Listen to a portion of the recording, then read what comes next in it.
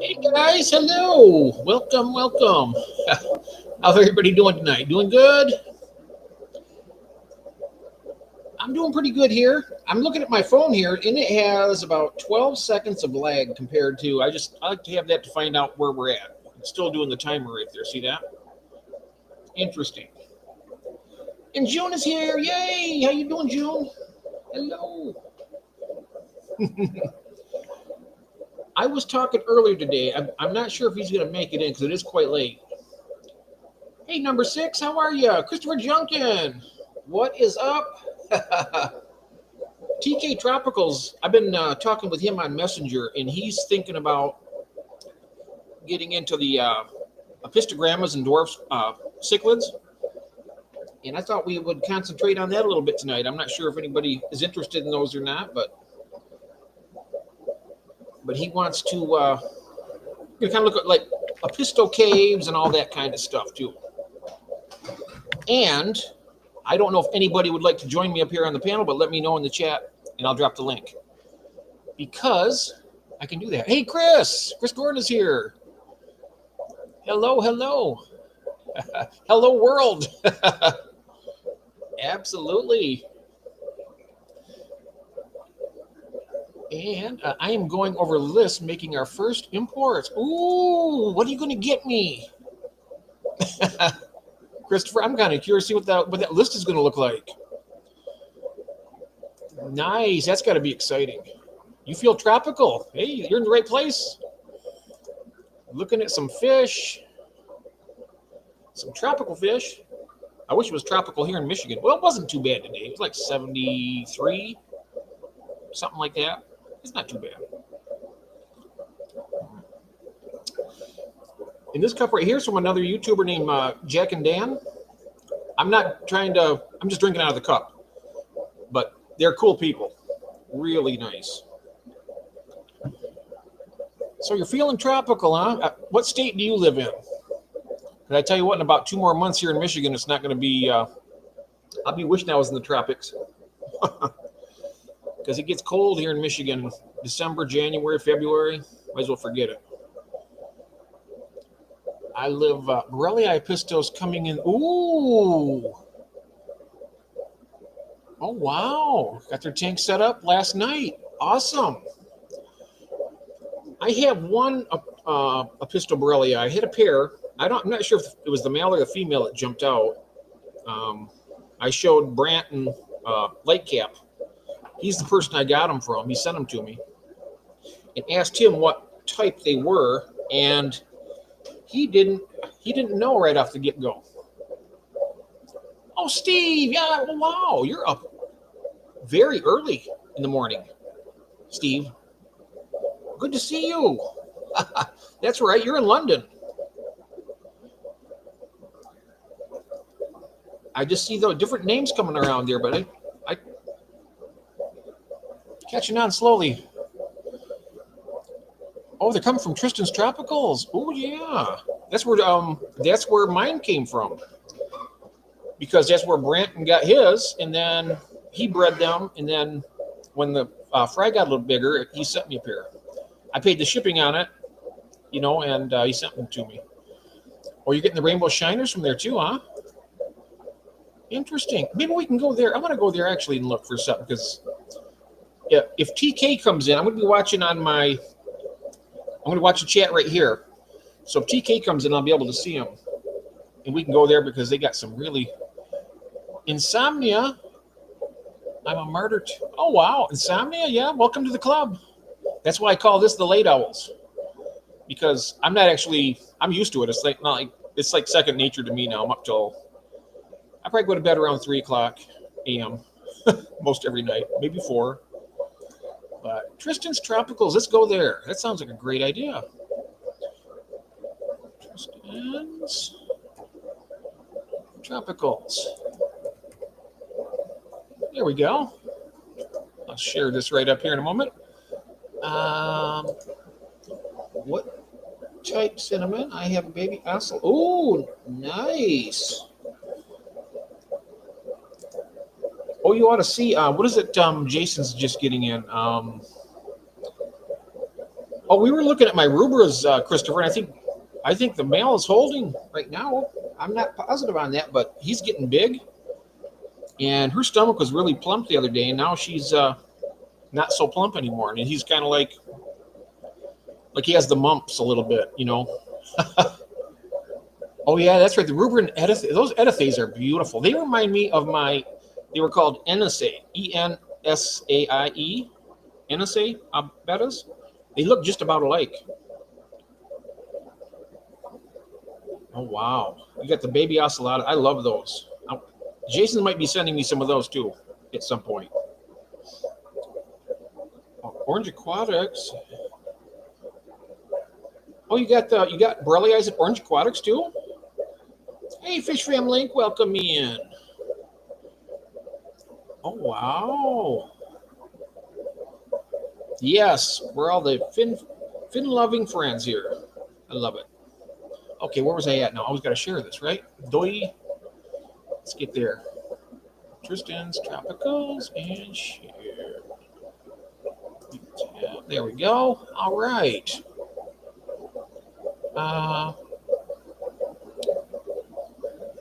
Oh, an import license. Christmas is around the corner. Yes, it is. It certainly is. There we go. Let's show this here now. Let's see what they got here. Here's the shop. I'll just hit the shop button and we'll see what we got over here is our menu. We can go down the whole list as far as that goes. He's got a little bit of everything here. Starting out with his barbs, we'll see what he's got there. Ooh, he's got the melon barbs. Those are pretty cool.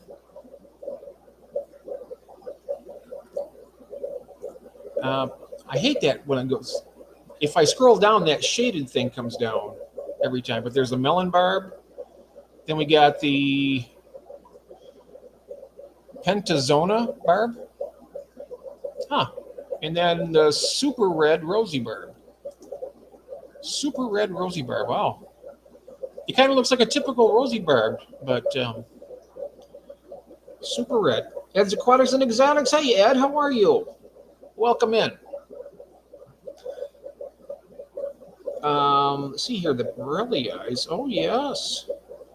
That was your very first epistle. My first epistogramma was the Agassizi double red, and I love them. So let's go back to, so that's it for the barbs. Here we go, the epistogrammas are next. And down here, the first one, I'm going to really butcher this name too. It's epistogramma. Where's the hell's my Alacrina Rio Putumayo? Moyo? Alacrina Rio Putumayo. Moyo. No, it's Mayo. It's A-Y-O. Okay.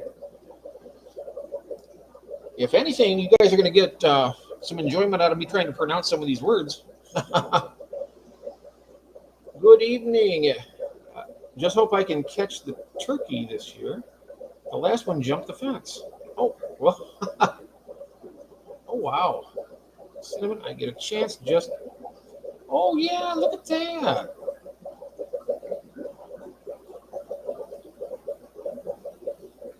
Oh, wow. Now, can you, what size, Christopher, are you able to sex those ocelotas? Because you know me, I love the wild type bettas. Okay, moving on down here. Of course, we've seen these. That's the Borellii right there. And that's just for a male, $10 for the male. Over here is a red pair of the Cacatoides for $30. I was really hoping that TK would stop in here. He was talking about this earlier tonight, and I said I might go live and show this to him. So, but anyway, I'm enjoying it. See, sold in male and female pairs at 1 1/4 inches plus. That's not a bad price, though, really. And it says here he also has the stock number. He has 9 pairs in stock, which is nice to know. Christine, yay! Hello. Oh, by the way, guys, tomorrow night me and Christine. Christine started a new live stream at night, and it'll be 8 o'clock on Eastern Standard Time, and it's going to be not about fish, but she says you can be about anything. But I mean, if she said that, I wish you could come up here and talk about it, Christine. Are you able to do that, or is that something you can't right now? Because you're more than welcome. I can drop that link right there for you. Let me know.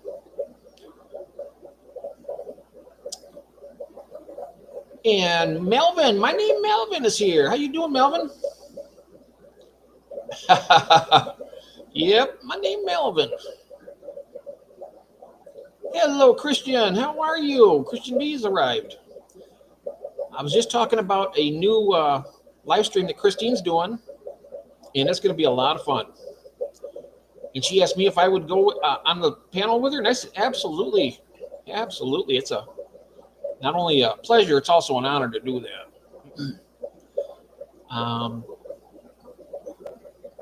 Yeah, nice. Very nice. We're just looking at some of these. I just finished our intro, got to do meds, but you can come up afterwards. Absolutely. Yes, that sounds good, Christine. We just got started here about 11 minutes ago. And we're going to be looking at these little pistos, and we can probably go looking at shell dwellers too, because that's something that's coming up this week. I'm doing good. I just got done eating a TV dinner. What kind was it, Melvin? Was it like a Sony or Magnavox? LG? I'm kidding. I'm sorry. I'm not hungry enough to eat a whole TV, but cinnamon. You know I'm just joking with you. Cinnamon, just take a road down. Yeah, nice. Grab all of the fish and lizards. Oh, wow. Yikes. I wish I was close by. I'd go over there, Christopher, and help out. You like that, Melvin, huh? Well, I tell you what, you need to eat. You're just too skinny, Melvin. You got to keep eating. Yeah. Okay, so this is one. Let's keep moving along here. We'll keep this going. Oh, the patati. Oh, yes. I wonder if he has any here at this place. We'll look at the bettas in a little bit. But there's the, that's the Apistogramma erythrua. I don't know. I'm not even going to try to butcher that one again. But here we have Apistogramma Hongsloi red. And then over here, a pair of Hongsloi for $55. Let's see this. Okay. Doesn't have any information on them, but we know, I mean, these are very similar to the McMastery Vieta Reds that I got.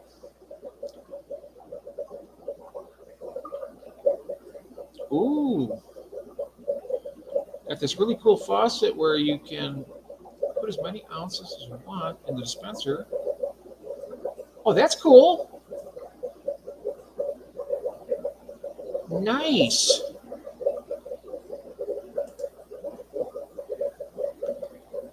All right, and then down here we got Apistogramma. These are some really rare ones because I never even heard of these.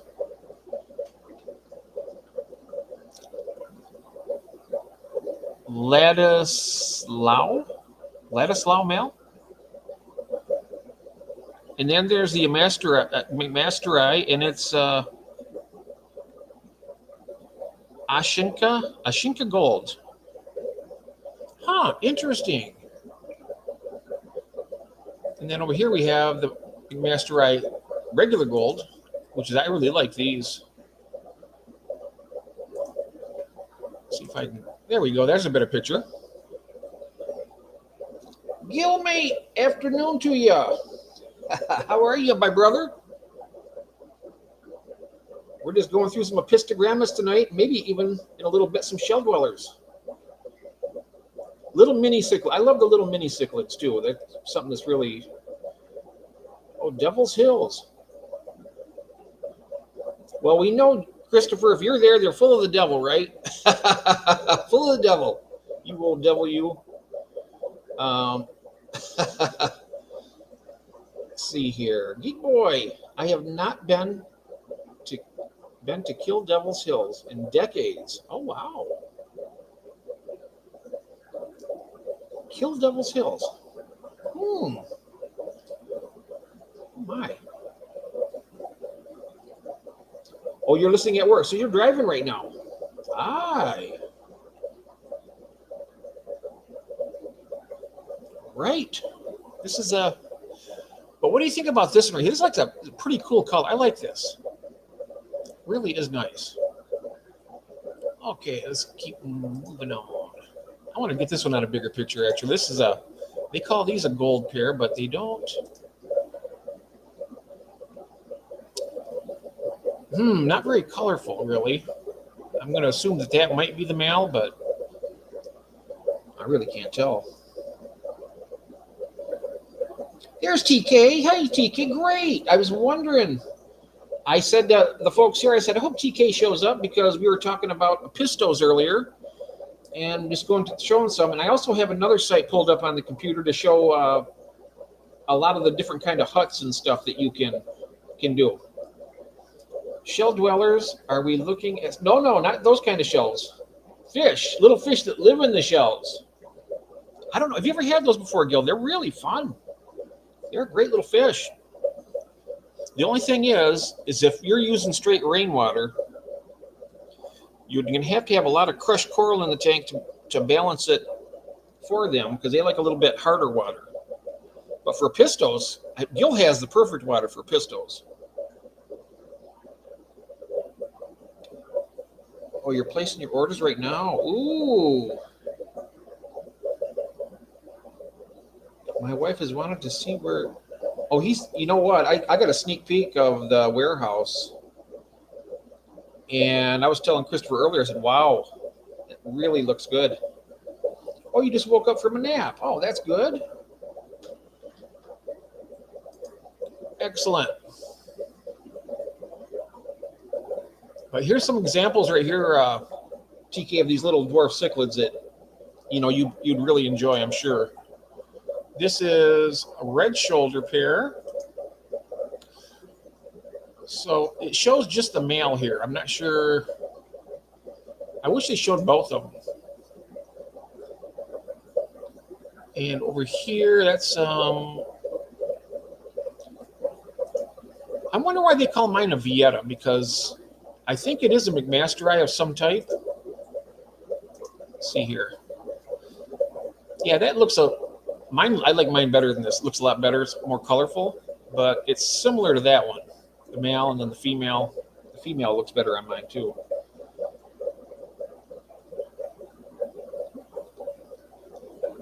You were saying, wow,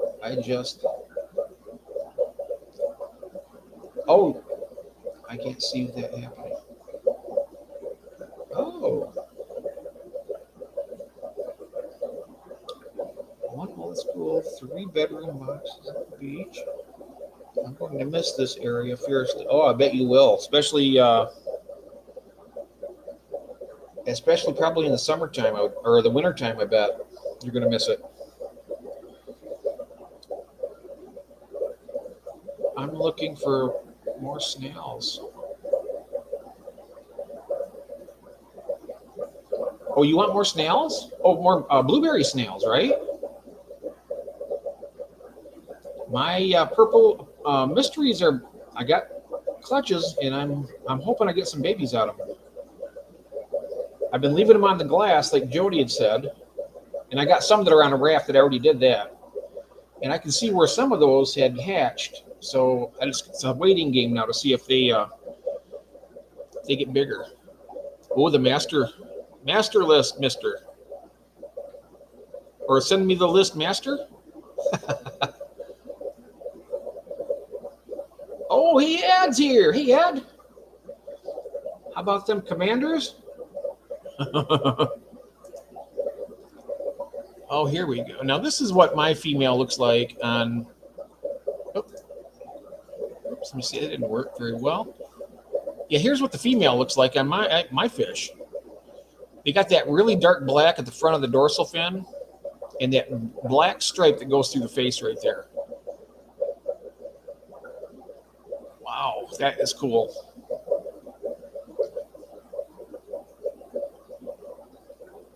Any particular type? I'm placing orders from 3 continents right now. Ooh, the blueberry ones. Oh yeah, but good ones, yes. And that place was a terrible place. They ripped you off so bad, Christine. I'm mad. That made me so mad. Oh. And they made you wait. What? 3 months? 4 months? It was crazy. Like what you see? Yeah, like and subscribe. Yes, indeed. Thank you.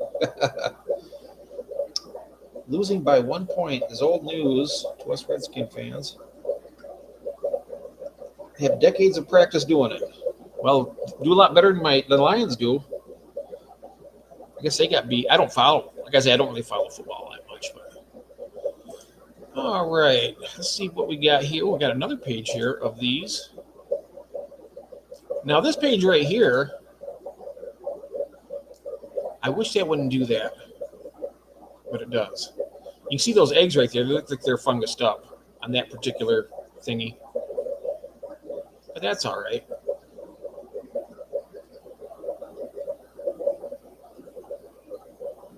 I don't know if anybody can pronounce this in the chat for me, the Pistogramma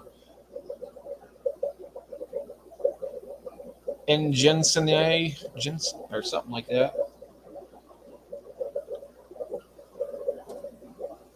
I can never pronounce these names very well.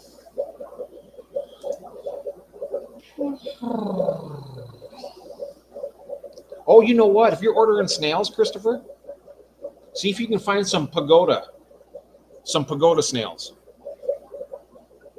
That's something I'd like to get.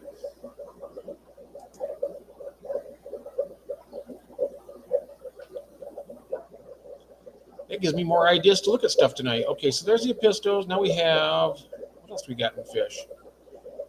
Look at the fish for Central American cichlids. There's those cutter eyes like Jason has. And Honduran red points. Fancy convicts. Okay, so there's that.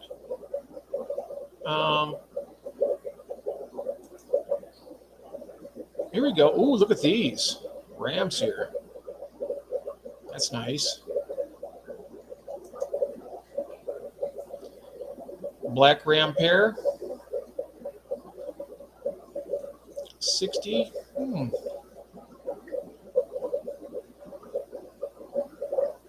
Those are pretty nice. I just pronounced it for me. Okay. I didn't hear you. Got to yell louder from Colorado. Hey, Cruz Bolero. Welcome in. Just hanging and looking at stuff.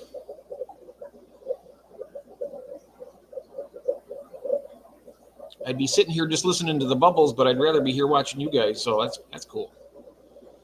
Hello. Okay, now there is that. Then there's another pair here. That. Oh, the Dutch ram pair. Oh, these are the ones that these are the ones right here that Branton got. Look at those. Dutch blue ram pairs. Okay. Wow, those are $37.50. That's not bad really for a pair of those. It's cold out. Now, are you in Tennessee right now, TK?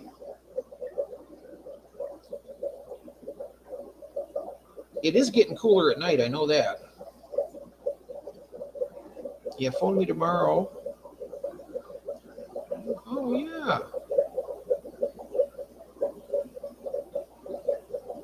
Okay.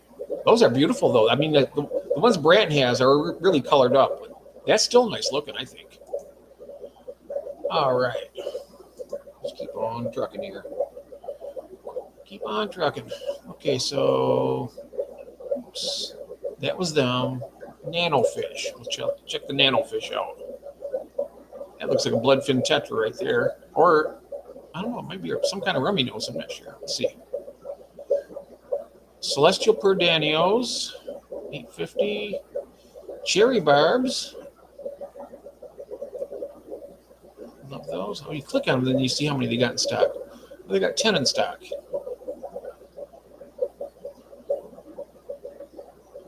I'm still trying to breed my trio of cherry barbs. Hopefully that'll. Oh, here we go.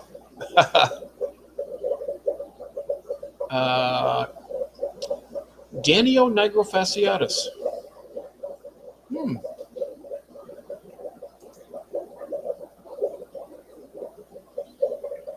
Least killifish.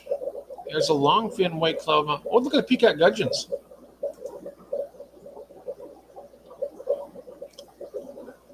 $11.50. So that means that Ed, out of the greatness and generosity of his heart, sent me what? About $120 worth of these guys the other day, and they are all doing fantastic. Peacock gudgeons. He sent me 10 of these. And I've been keeping on trucking. There you are. Keep on trucking. Yes. Late night owls. Hey, Beto, welcome in.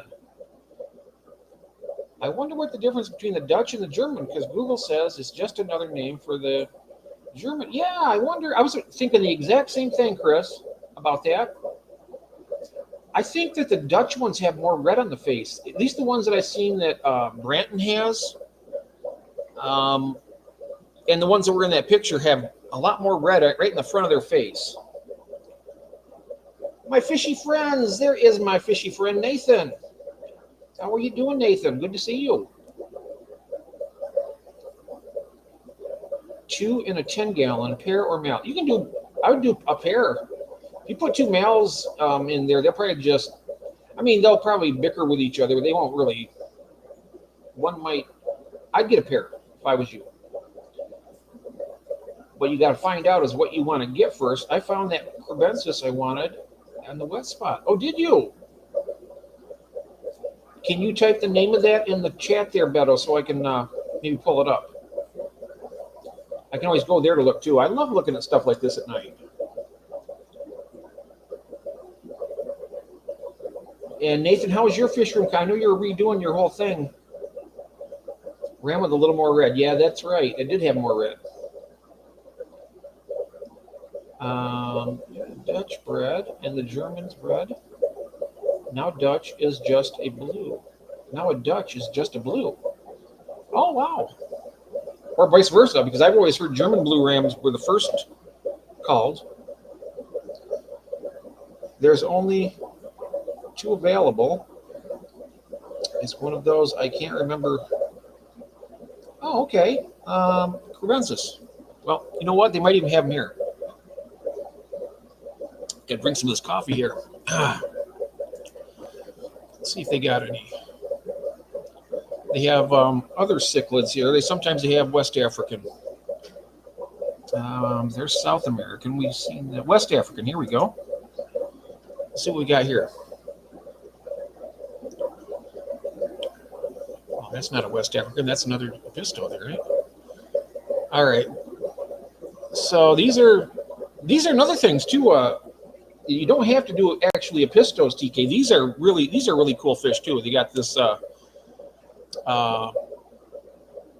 Tamasai cichlid. It's a little jewel from West Africa. They only get about 2.5 to 3 inches. What you have, color, etc.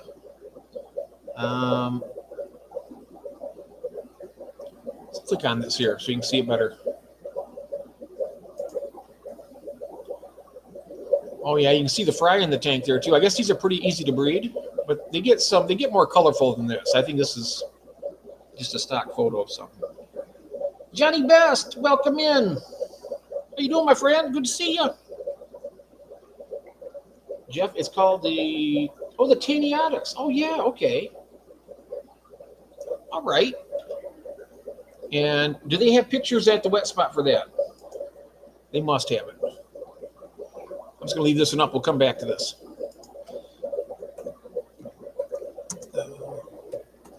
Spot tropical fish. Here we go. I'm at these sites so much, all I have to do is write the W, and it goes the wet spot. Brings me right there. Let's go to the website. All right. Share this one up. Stop. I'm going to stop sharing that one. I'm going to start sharing this one. Oh, it's spiked ammonia. What? I missed something here. And the Cory tank took a hit. Lost about 6 over. Oh, man. I'm so sorry.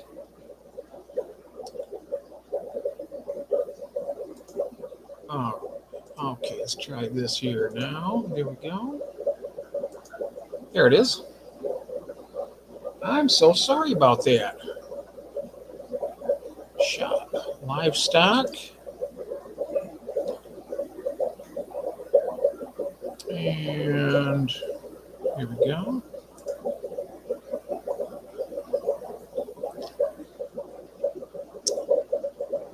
The old world cichlids. Let's try that. Yeah, here we go.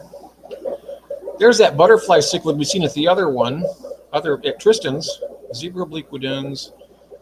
We'll just keep going down here. Oh, now these right here are cool fish. These would make a very good fish also, TK. These Nanochromis species here like this. They're really, really cool. Here's the Taenianus wurri. This isn't the one right here, though, is it? That's not it. I got to read what that name was again.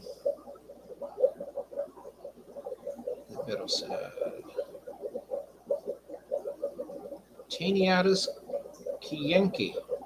I think that's what it is. There it is right here. Okay. Ah, yeah, those are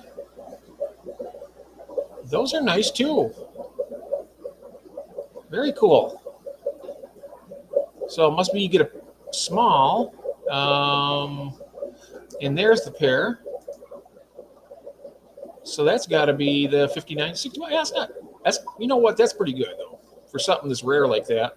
I want to take a look at this other one right quick because that tail on this thing looked pretty cool.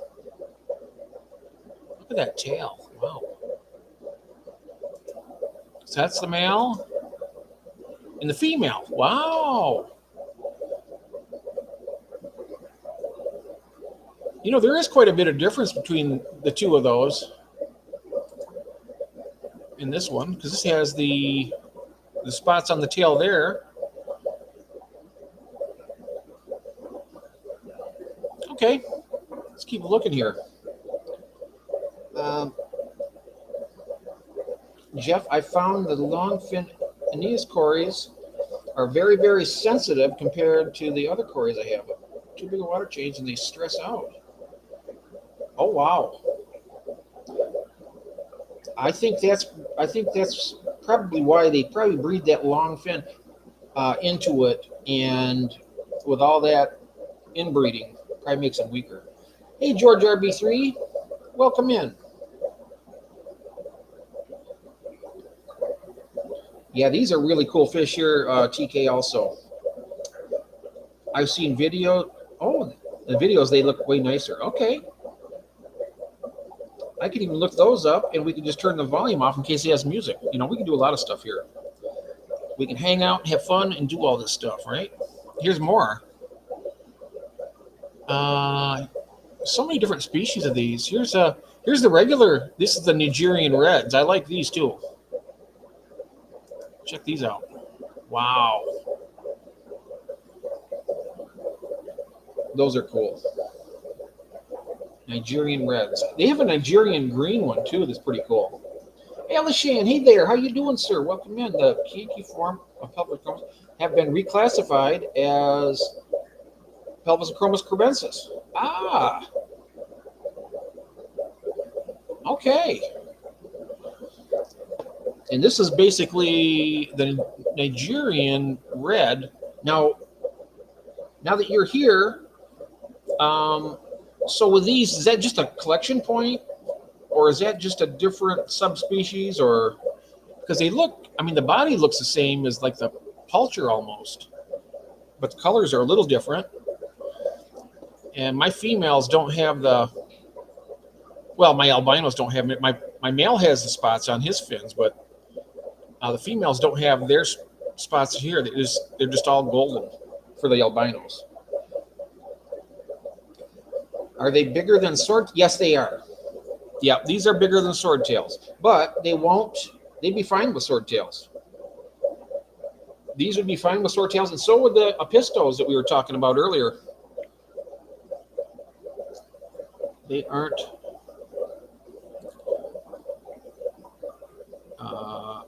They're like a bottom. Yeah, they're a bottom dweller. These here are. Yep. But they'll be in like, they can go in the midwater and stuff, but they're not. I mean, any fish, if it's so small, they'll try to eat it. If it fits in their mouth easily enough, it'll probably make its way there. But other than that, yeah.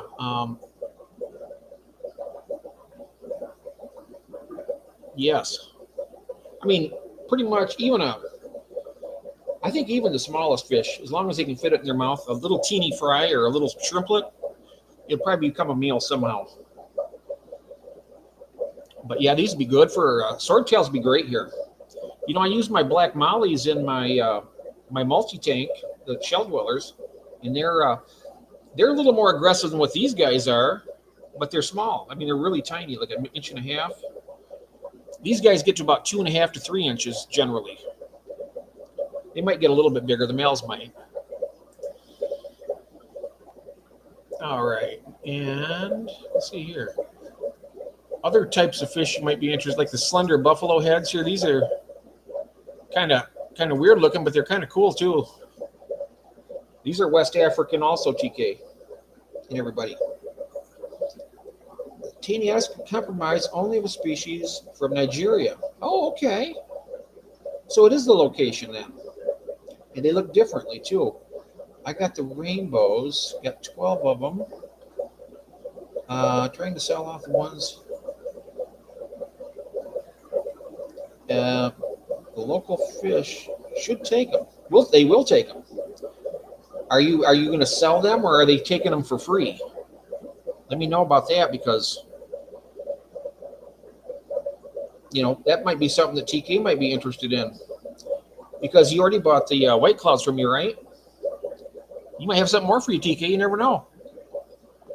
He's got a lot of tanks, Chris does. Look what kind of salesman I am for you, Chris. I got people buying your fish now. How's that? I won't expect any cut, though. Here's a Nanochromis parallel. Oh, this is a cool looking species, too. Another dwarf from West Africa. Look at that. Look at its tail. It's pretty unique. It's got that 2 different shapes and colors.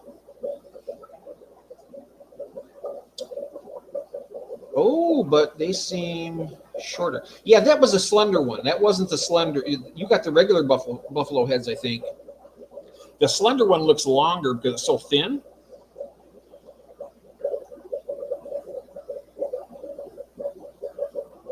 Yes.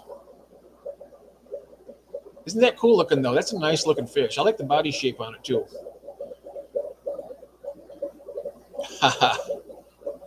Right, let's keep moving along here. I love doing this here. East Coast. This is a fish that I've never seen before, but I'm going to click on it. East Coast Gold. Now I'm not going to. What's that?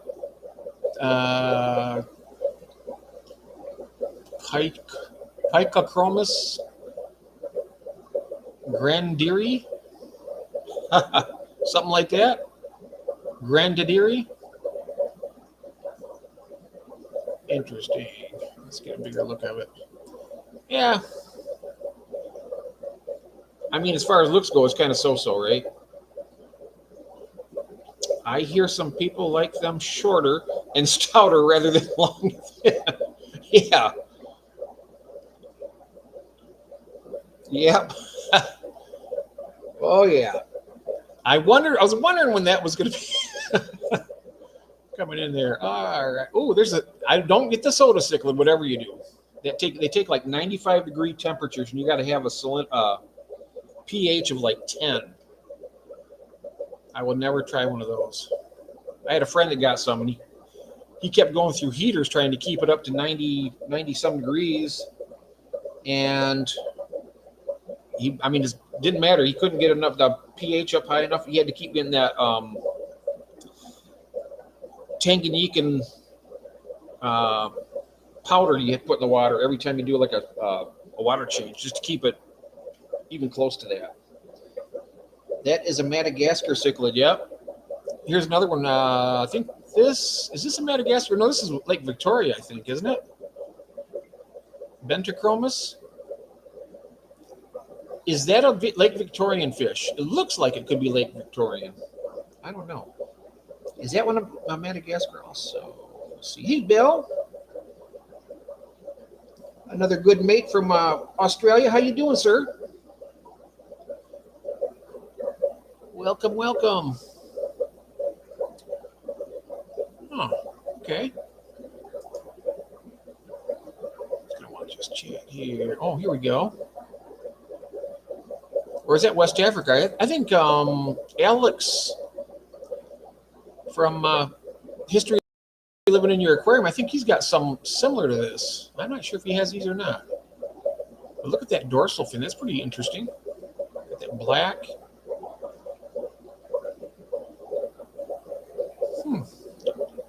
So the small ones must be, yeah, they don't. Of course, they're sold out of these. Sold out. Okay, moving back. All right. That's just the first page of them.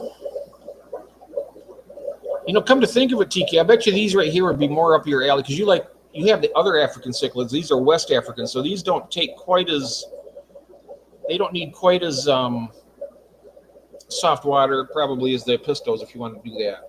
Doing good? That's great, mate. Good to see you. Good to see you. Check this out. That's kind of cool. Wow, that's really an interesting little fish right there, isn't it? Chromis Sebenae, Nae, Sebenae. Actually, the soda cichlids,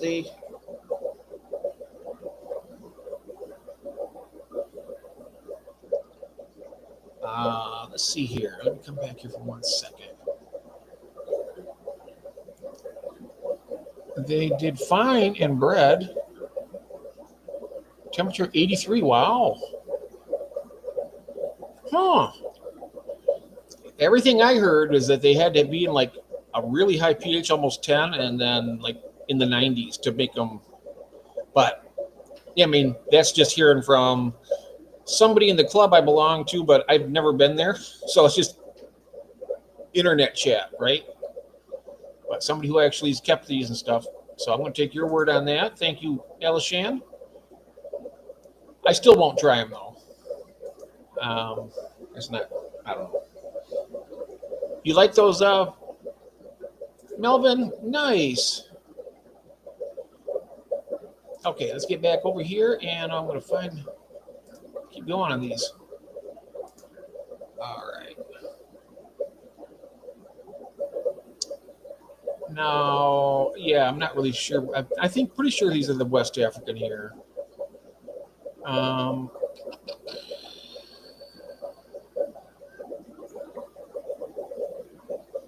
and here, this right here is the one. Now, this is the one that Alex has. I can remember that now. It's the bluefin Egnematicromis lucanusi. Check out that bluefin on that female. Wow.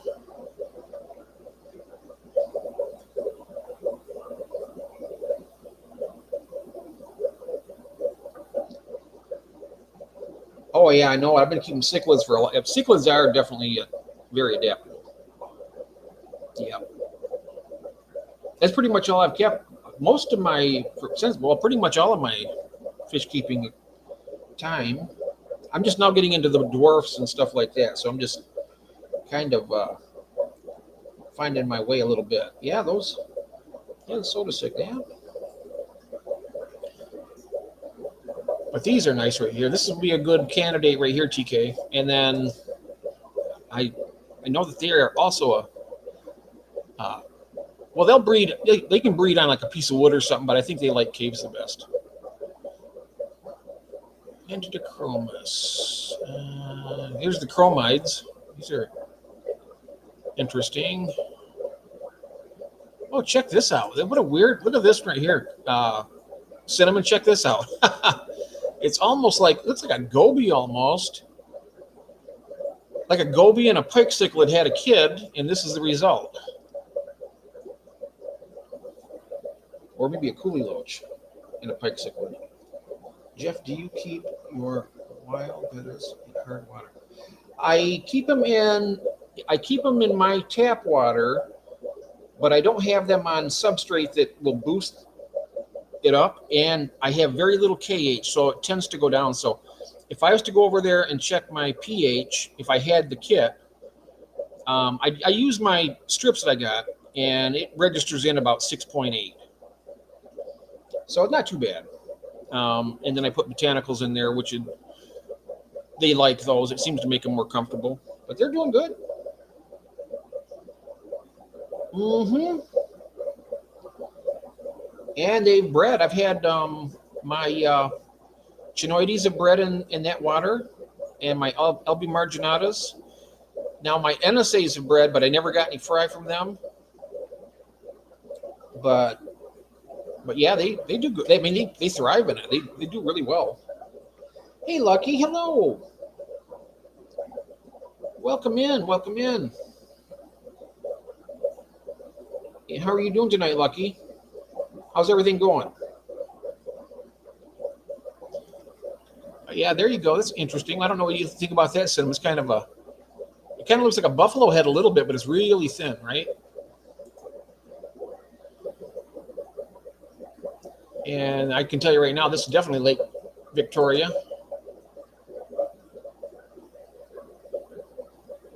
Or am I wrong about that? It looks, I'm pretty sure that is Lake Victoria. Yeah, Hoplochromis, Fire Uganda.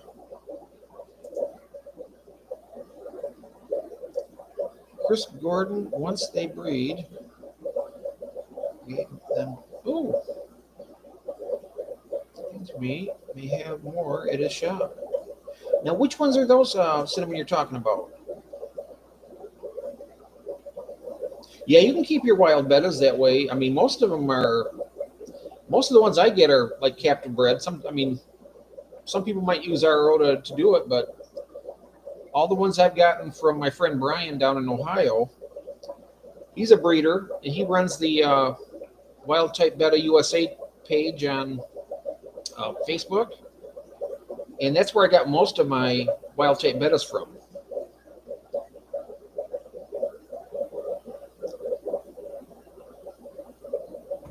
So I'm not sure. I mean, I look at it this way. I think they're going to get, as the more they're bred in captivity and whatnot, they're going to get more and more used to having that a little bit harder water. Oh, the buffalo heads, yes. You got those from Father Fish, right?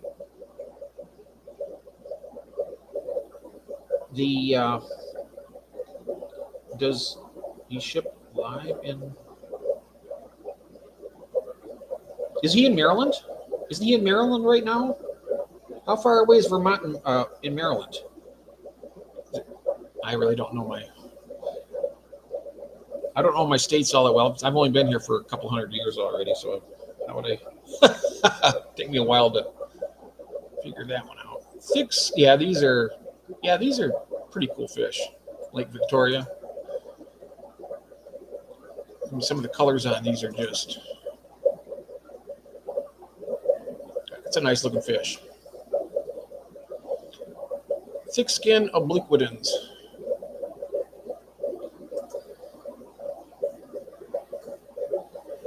I've had these. Hemicromus elongatus, I tell you what, and that was probably one of the most aggressive fish I've ever kept. Right there. I had a 5-inch like that, killed about a probably 8.5-inch green terror. I got him and I put him in the tank. This is way back in what, 90? 1990? No. I just met Kathy, so it was 92. And we went and got this from the LFS, which was in Hazlet, which is about 20 miles from my house. It's closer now because he moved into Lansing, but we went and got one of these. I got one of these. It was really beautiful. I was like, he says, do you have an aggressive tank? And I said, yeah, I do. I said, you know, it's about 125 gallon. I got a couple fish in there. I had a green terror in there, Jack Dempsey, and I had some smaller black belt cichlids. I mean, I'm just throwing fish in there. I didn't really think about it too much, but I put this in there, and the green terror was like the tank boss, right? And came up and nipped. Let me put this on a bigger screen. Came up and nipped him on the tail, and it was such an amazing sight to see. I mean, it was a terrible thing, but it was amazing. This fish went up into the corner so fast and just started shaking like it was going into convulsions.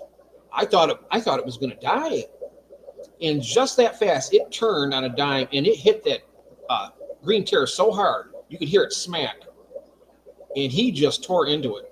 And that green terror was dead. He just went down to the bottom. He was dead. He hit him. I heard something pop. I don't know if he popped his swim bladder, but he hit him so hard. I'd never seen anything like it in my life. I lived outside of Rutland my whole life, so I know it's a long ride. Okay.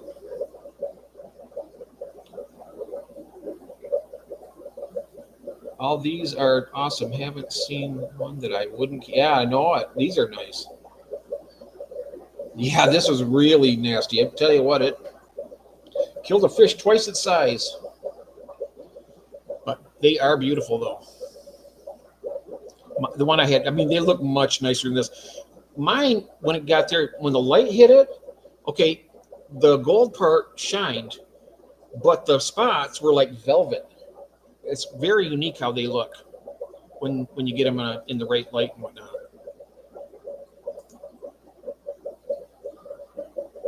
Let's go back here now. Here's another one that I bet you would really like, TK, is the Turkana Jewel. These get really red in those fins, man. And they say these aren't quite as aggressive as the other ones. I don't know for a fact, but that's what I heard. Mr. Branton Lightcap, there he is. How we doing? Yeah, these are nice. I think if I was to get any more jewelfish again, it would be these. I had the Hemicromus bimaculatus, and they were pretty aggressive. And then, of course, I had that 5-star General, which was even worse. Yeah. Okay. There's some of those. I'm just going to click through a couple more of these, and we can go on to. Yeah, mine look like this. My bimaculatus looked similar to this one. It had more jewels on the side and stuff, so I don't know if it's just I know it's Hemicromus. I'll tell you what, I had one of these. The Budokaphori. Oh my goodness. It's about the only fish that could go toe-to-toe with my red devil that I had. Oh, what's happened here? Sad place. You got 5 boxes shipping out in the morning. Oh, wow.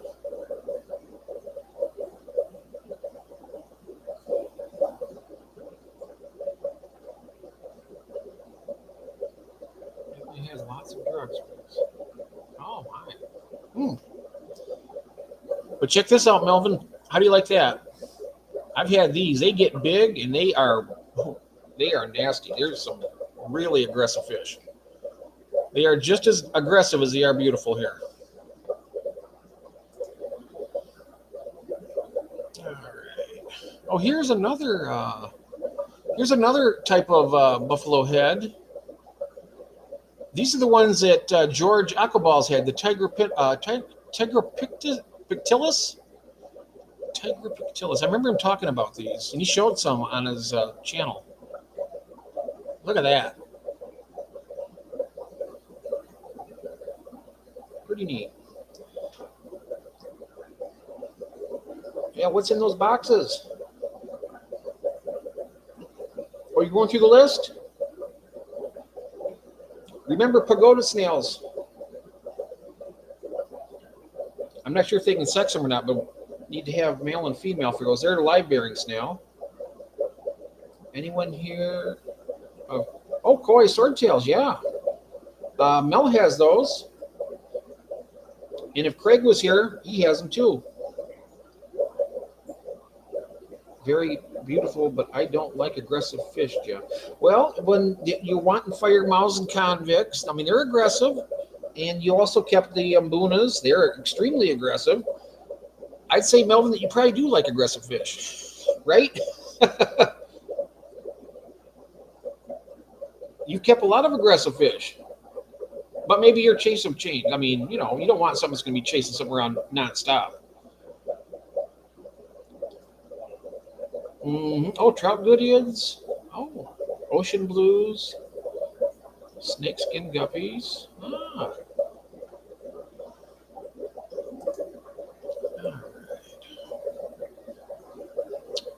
There's another Nanochromis.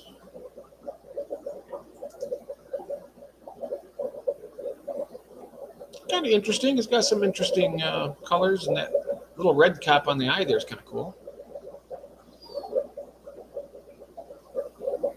Yeah, Chris is excited.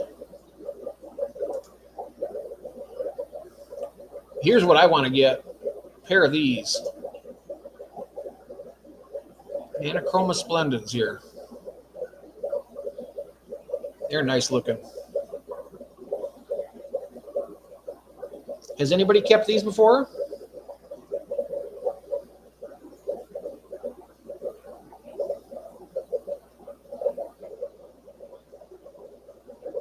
Nice.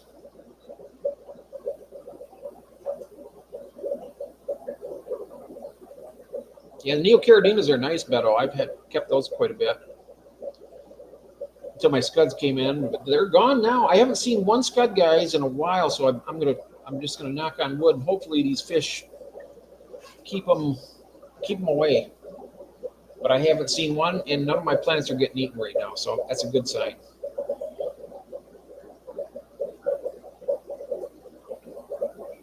Oh yeah, the ocean blues are stunning. Yeah, they are. You like the yellow fins? Yeah, those are pretty, aren't they? Yeah, these stay small too. These don't get real big. They're a nano species. Actually, their name even says so, Nanochromis. Let's see. Blue lip buffalo head. Check this out. Cinnamon, check this one out. Wow. It's got the blue lips. Isn't that cool?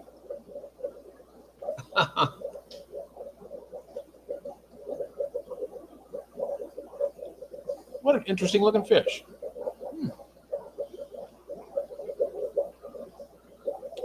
I've got to make a list of what's for sale. Maybe some tanks you got. Jules looking. You got Jules looking for. What kind of jewels do you have? Are those the Turkana? Cribs and a few others. Well, there you go, TK. Do you see that? What Chris just put? He's got cribensis, and I'm not sure what jewels you have, Chris. We have the Turkanas. Those are pretty cool. Yeah, Bratton's awesome to deal with. You want ocean blue and bare bottom orange, 100%. Yeah, they're gorgeous. That's kind of cool, the blue lips. I bet they get even bluer than that.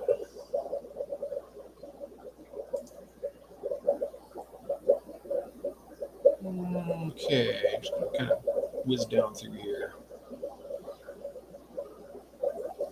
Yep. All right, so here now. Okay. All right.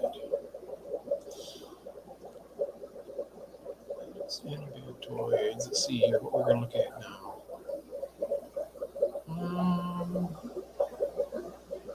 Always got to do that.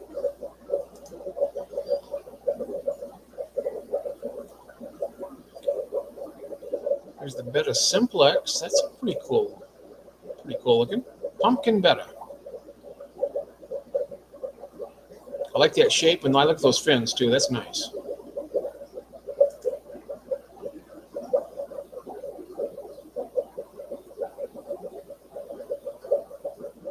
It looks almost like, I don't know for a fact, it looks like it could be a mouth brooder, but it might be a bubble nester. You never can, I can't tell just by looking at it. I don't know all the specifics on these, but, oh, the regular jewels, blue and red color. Okay.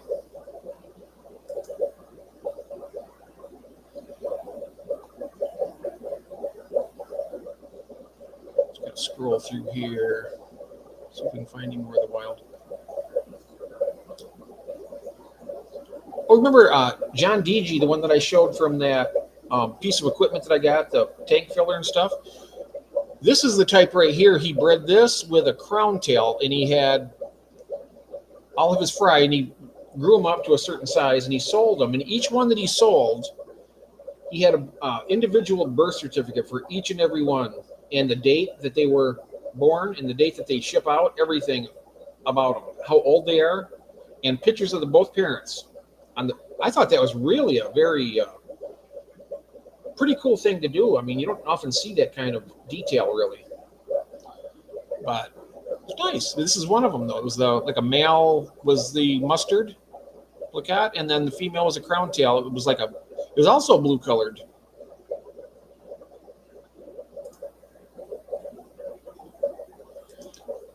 These are cool looking. Not very expensive either. This is interesting. Leopard bushfish.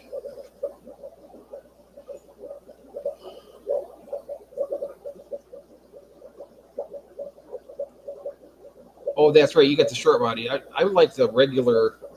Yeah. Yep.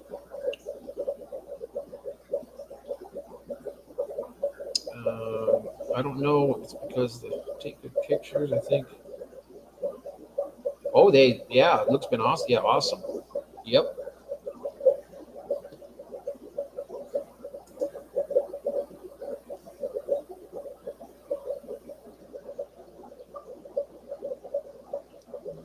Just gotta go through here.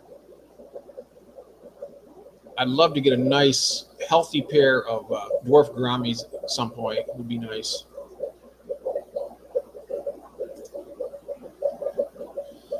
Not necessarily powder blue, but I just love that body shape, the looks of them.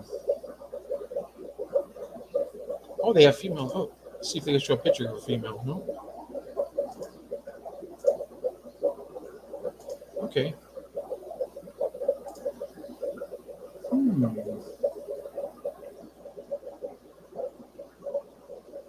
Orange really.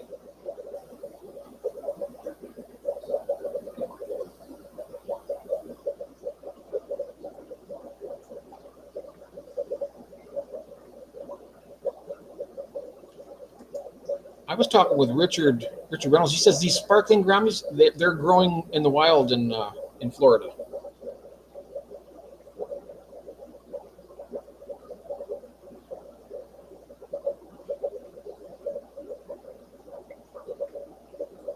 I don't have the Late Owl stickers, but I do have some with my logo. But I'm going to be changing my logo here coming up pretty soon.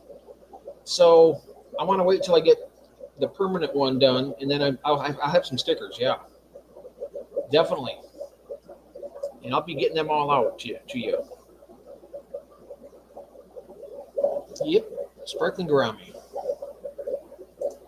I've always liked these. They're nice little fish.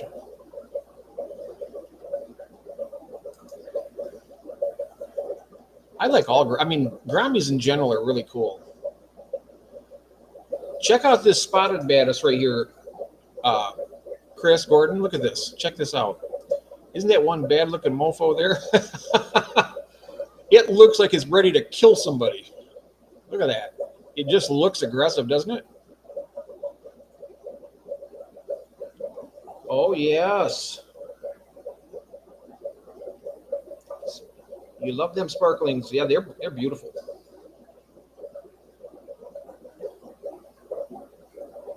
You know, that's a good point, though, Beto. I think I should do one for the fish for the Aquatic Addicts Anonymous, and then one for the late owls, because they're kind of like two different things. Like we pretty much do mostly all fish, but with the late owls, we can talk about anything on here, really. But it's mostly fish. But we do have me and Christine. Christine's starting a new live stream on Tuesday nights and tomorrow night at 8 p.m. Eastern time, which would be 7 p.m. in the Central. We're going to be, I'm going to be with her on her live stream tomorrow night, and she'll have the all the information and all that, and the thumbnail up. And she said she's scheduling it tonight, so that's going to be fun. Oh, you love the black calvas. They're nice. Are those the croaking same as? You mean the sparkling? No, they're different. They do have the croaking gourami here, though. Let's see if I can find one. There's the tiger batis. There's a lot of different types here. Royal rainbow. There's a royal rainbow batis. I never even heard of that.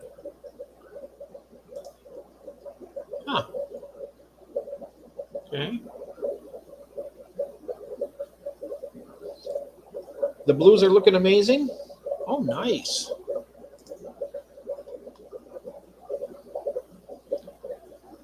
Oh, here we go. I had the Sibuku Alba Marginata. And these right here are really, you can keep these right here in your community tanks. They're not going to bother nobody. Unless the fry are, like I said, really tiny. Welcome back, Christine. I was just mentioning to everybody about the stream tomorrow night.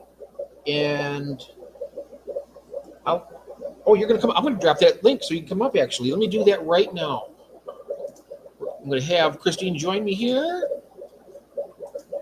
And all right, there we go. I'm going to take this part down right now, and we'll get Christine in here. Making a pot of coffee. Okay, take your time. You're doing good. Yeah, I probably have to go up and get myself another cup too. So what I'll do is when you come back, I'll take a short break and go grab myself a new cup, because this is about good. You're off to bed? Good night, Branton. Thanks for stopping in here, sir. Thank you. Have a nice evening.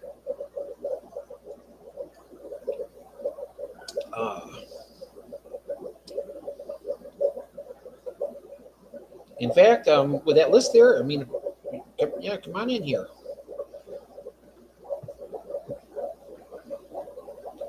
And one of these nights, I'm going to get Melvin up here, and he can tell me what kind of fish he wants to look at.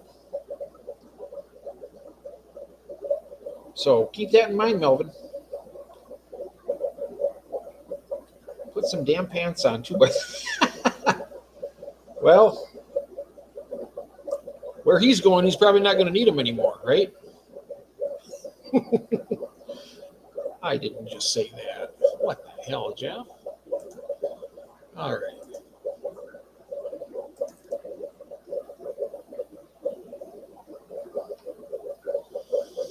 Okay. I'll put a little something on here while we're.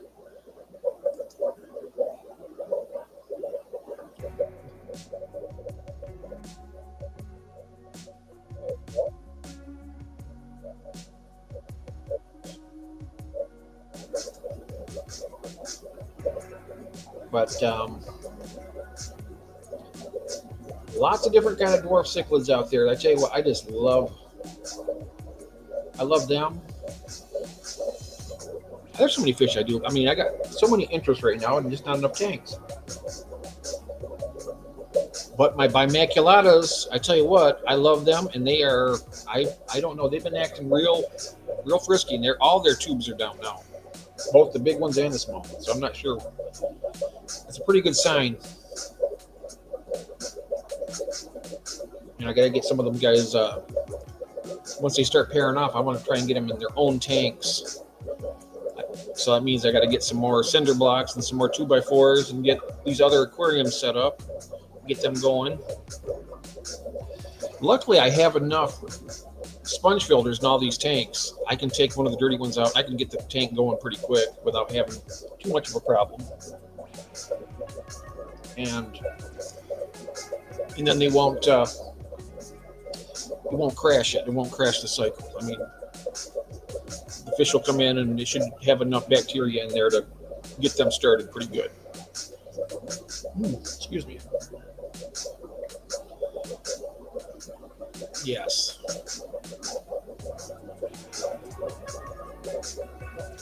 The mission statement. I like that. I try to live by that. To the best of our ability, right? There is a free Octagon 45 gallon 30 minutes away. Wow. I just turned it on. Yeah, a little bit of that's on Restream here. I just put it on. Just something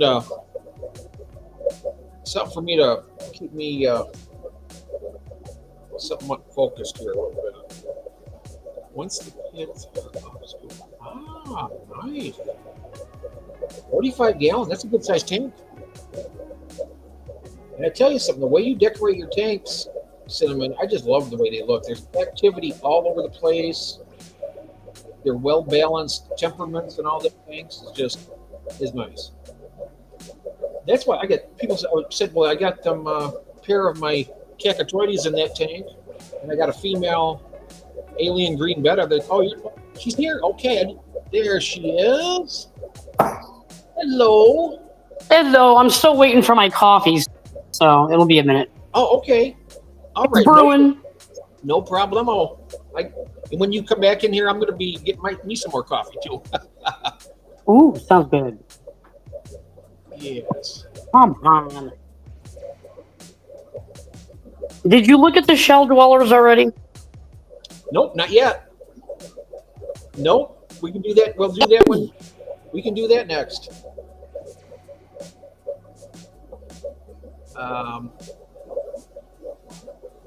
And hubby is awesome. That's good. My wife, she's really nice about my fish. You know, she's all for it, which is very nice. I hear some of these guys like they got to sneak their tanks in through the back door and all that. But not me. I don't have to do that. I'm pretty lucky. Pretty lucky.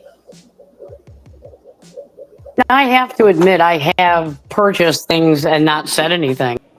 Oh yeah, I mean, it's not. You don't have to. Yeah, we don't have to offer up the information. You know, don't ask, don't tell, right?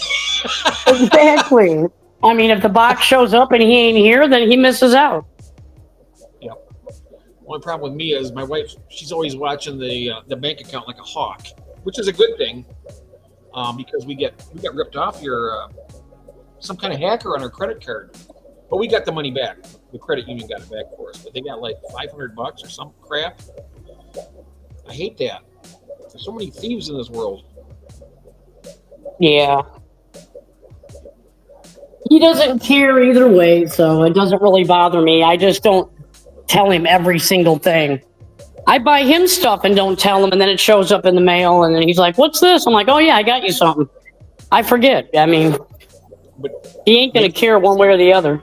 No, that's right. I figure as long as he gets something too. I mean, with Kathy, she's kind of the same way. I just make sure that she has something that if I want to get something, I make sure she gets something that she wants. I call her the negotiator. I have to negotiate with her. Okay, how about that? I feel bad because I know you want to go get coffee, but I can't read the chat, so. You never what?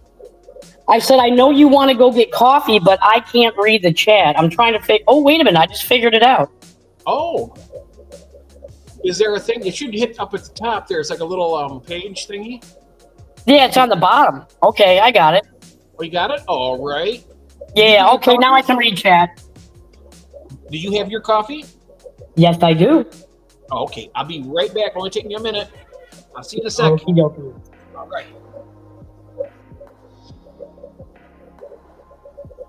Okay, who's already to look at some shell dwellers? I want to get some, and I don't know what kind I want. I just know that I don't want the orange ones that Jeff was showing us last night. That somebody in the chat said they're nippers. I don't remember who said that. I think Beto said it. I'm not sure. But yeah, I don't want any of them that bite.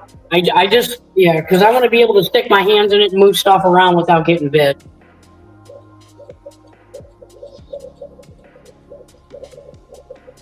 All right.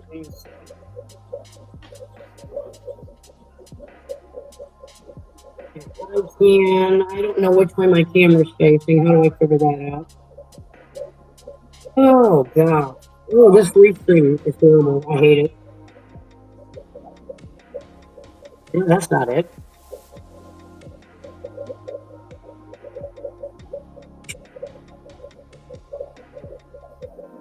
Oh, they don't? Okay. It'll make you bleed. Yeah, I don't want something that's gonna bite me. I mean, I just don't. I know koi have teeth, but they're so far back in their mouth that even if they're sucking on your fingers, they're not gonna bite you. It's not gonna hurt. Yeah, I don't want anything that bites. But I do want those shell dwellers, though. I think they're freaking adorable.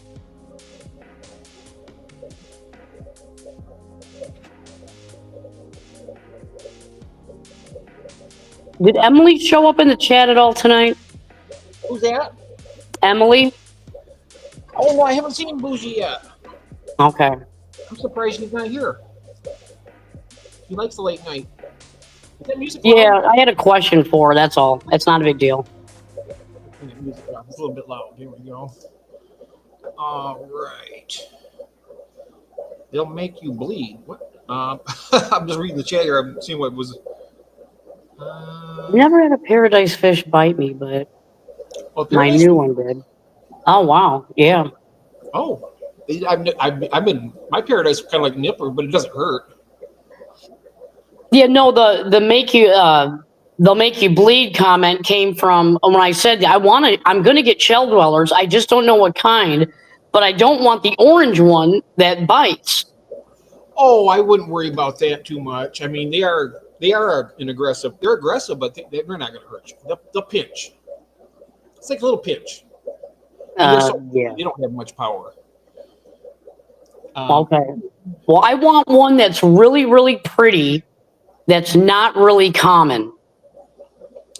Oh, you want to see? Oh, you know what? Let's go and I'm going to turn some of the. I got to get some of these tabs out of here, and we'll go and. I know of a place. Does anybody out there know of a place that has a very good variety of shell dwellers? Oh, the red ones. Ah. Hey, John. John's here, John DG. Hi, John.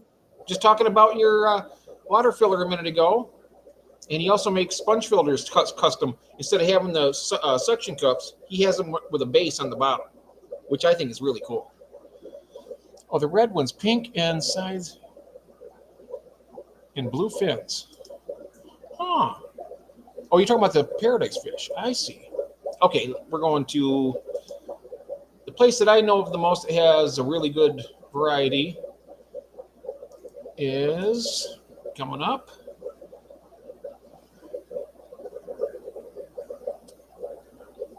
Here we go, getting there.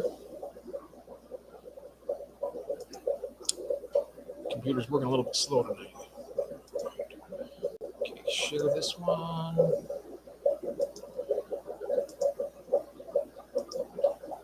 Here we are. Now this is where I see most of the. And Emily has these, but they're the ones she has. You remember? Were you here? You were here when we were showing the ones that had the stripes and the red ends. Yeah, I saw that. Hi, That's what. Orange Aquatics. Oh, hey there, Orange. Talking about gold ocellatus, black. Yeah, they are They're really. really nice. Yeah, they're nice. Okay, I'll have to check out the black ones. Yep. Well, the gold ones are nice too. I mean, they're really. I mean, they get a bad rap for being. They're little tiny, right? They're small, but they're like little bulldogs. Oh my gosh, Buddy Hackett. I haven't heard that name in years. Oh yeah. Oh, died yesterday. Oh, I'm so sorry, I'm John. sorry, John. Oh man. Oh, some food. Oh. So here's the black one right here. This is the black ocellatus, or no, this is the pearly one. I'm sorry. Check this out. See if I can make this one. There we go. There's a bigger picture. Oh wow, that's pretty. Isn't that cool? I mean, you see That this is cool. that fish is only about 1.5 to 2 inches long, and they're really cool. And see the shells there. I mean, they got the. I'd like to get. You know, if I would love to have every type of shell dweller there is. Honestly. Okay, let me ask you this. So say that you like, say, like the black one like this, and maybe a yellow one and some green and a green one. Can you get like a 55 long and put all three types in one tank and they'll get along? I mean, you can see what I did with the multis here is I put there's like a group of shells over here and a group of shells in the front and another group over, and it's like they have their own territories, right? Yeah. And but I bet, I mean, you might have a little bit of bickering, like a little range war or something where they're like, maybe flaring their gills out at each other or something, but I don't know actually. I mean, same species, like these, like the black and the orange ones there. I mean, they'll interbreed. Oh, yeah, that's what I was getting at too. Okay. I think they'll interbreed. If I'm wrong, I don't know if Alishan's still here, but he could let us know if they will or not. But I think that all the ocellatus is like this. They might interbreed, and I know that I want to show you what I got, what I'll be getting from Ed at some point. Let me show you here, right over here. These are called the Similus. Look at that. Oh, wow, that is nice. Isn't that cool? This is like the opposite of the multis. The multis are the lighter fish with the dark stripes, and these are the dark fish with the light stripes. And they'll interbreed, so you want to keep those separated too, because they'll really interbreed a lot. I put, looking here. Yeah, bon appetit. Isn't that pretty though? Look at those. That is really nice. I like that. Ed has those, and his are stunning looking. Really, really nice. And I'm gonna, I'll be trading him some fish for some of those. We're gonna be doing trades and stuff. That's what I like doing with folks. But get some of these. Yeah, like I said, I got multis here. So that's always a good one to start out with, and then pretty much any of these, like the Similus. Now Jason just got these. I'll put this on a bigger thingy. These are called the Ornatopinus. They're kind of interesting. They're small too. They get these big pictures, but they're only about maybe 2 inches. And the females are always smaller. Down here's the female. Look at that. And they all, let me see here. These right here will breed in these shells right here will be like a mansion to them, right? The ones that I got from Richard. Because And they will use those? oh yeah, they'll use them. See this? Yeah, those are nice. These are really nice shells. They're like the Cadillac of shell dweller shells. They're just big, roomy, and they can have a nice little family in this thing. Wow. And Where did he get those? Off the coast of Texas or something? no, down in Florida, down in one of the canals. He said he gathered up this whole bucket in about 15 minutes, he said. 15 minutes. I'm like, oh, wow. He's going to have these on the next auction, too. He's going to have some that he's going to be getting. Oh, I better grab them up then. Yeah. Well, do you have his messenger? You No, can I'm chat with not him. sure. Yeah, I get you in touch with him. I got his messenger, and then he even did this. He put some of the smaller ones inside these big ones. Look at that. Now this right here is about the size of a really good size Oh, wow. mystery snail, right? But look, it was inside this one. Look Oh, at that. oh my gosh, that's cute. Isn't that cool? That is cool. Hi, Lane. Is that? Oh, Elaine, hello. Welcome in. I love these ones though. They're really nice. Look at these dark ones. Oh, These that is really, cool. they are nice. They look great against that aragonite sand because the aragonite sand is kind of like a whitish color, and these go on there, and it's like, man, they really pop. Oh, wow. And yep, and when we do the setup, we're going to be doing the setup on Wednesday, and I'll be using these shells for that tank. 75-gallon. It is going to be an epic day, I'll tell you that. I can't wait. And then we're going to be getting you some of these, right? Yeah. Because once you see how it's easy to set it up. When I show it to you, it might sound it's not complicated at all. It's just pretty straightforward. Basically, the main thing is having the right substrate, the right, having a heater. It doesn't have to be super hot, but they need to be kept warm like 76, 78. I find that to be perfect. Oh, and then we got these things down here. These are things that can go in the shell dweller tank, but these are like, they're a little bit bigger. They probably get, I don't know, 4 or 5. It takes these guys forever to grow. So you get one small, it's going to stay small for a long time. Oh, good. Okay. And it takes them a long time to grow. But let me get this on a bigger screen. This is called the black Calvus right here.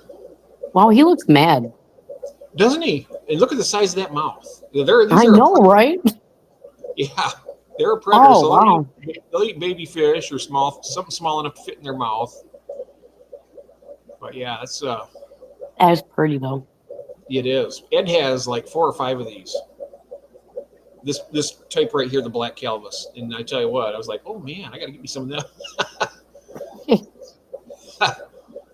Oh, and they have different colored ones. This is a red ink fin, or no, red fin. They also have an ink fin. I'm getting to that one, but check this one out. It's all right. So what are the Maltese that Cinnamon are talking about? Oh, the Maltese, yes. Let me get back up. Have we seen those yet? Nope, we haven't hit the Maltese yet. They're down. Okay. Down here somewhere. Well, you know what? I can do this. Shop our fish catalog, and then it has shell dwellers right there. They should be in here. There's the Maltese right here. See how their bodies are lighter with the darker stripes? Ooh, that's pretty.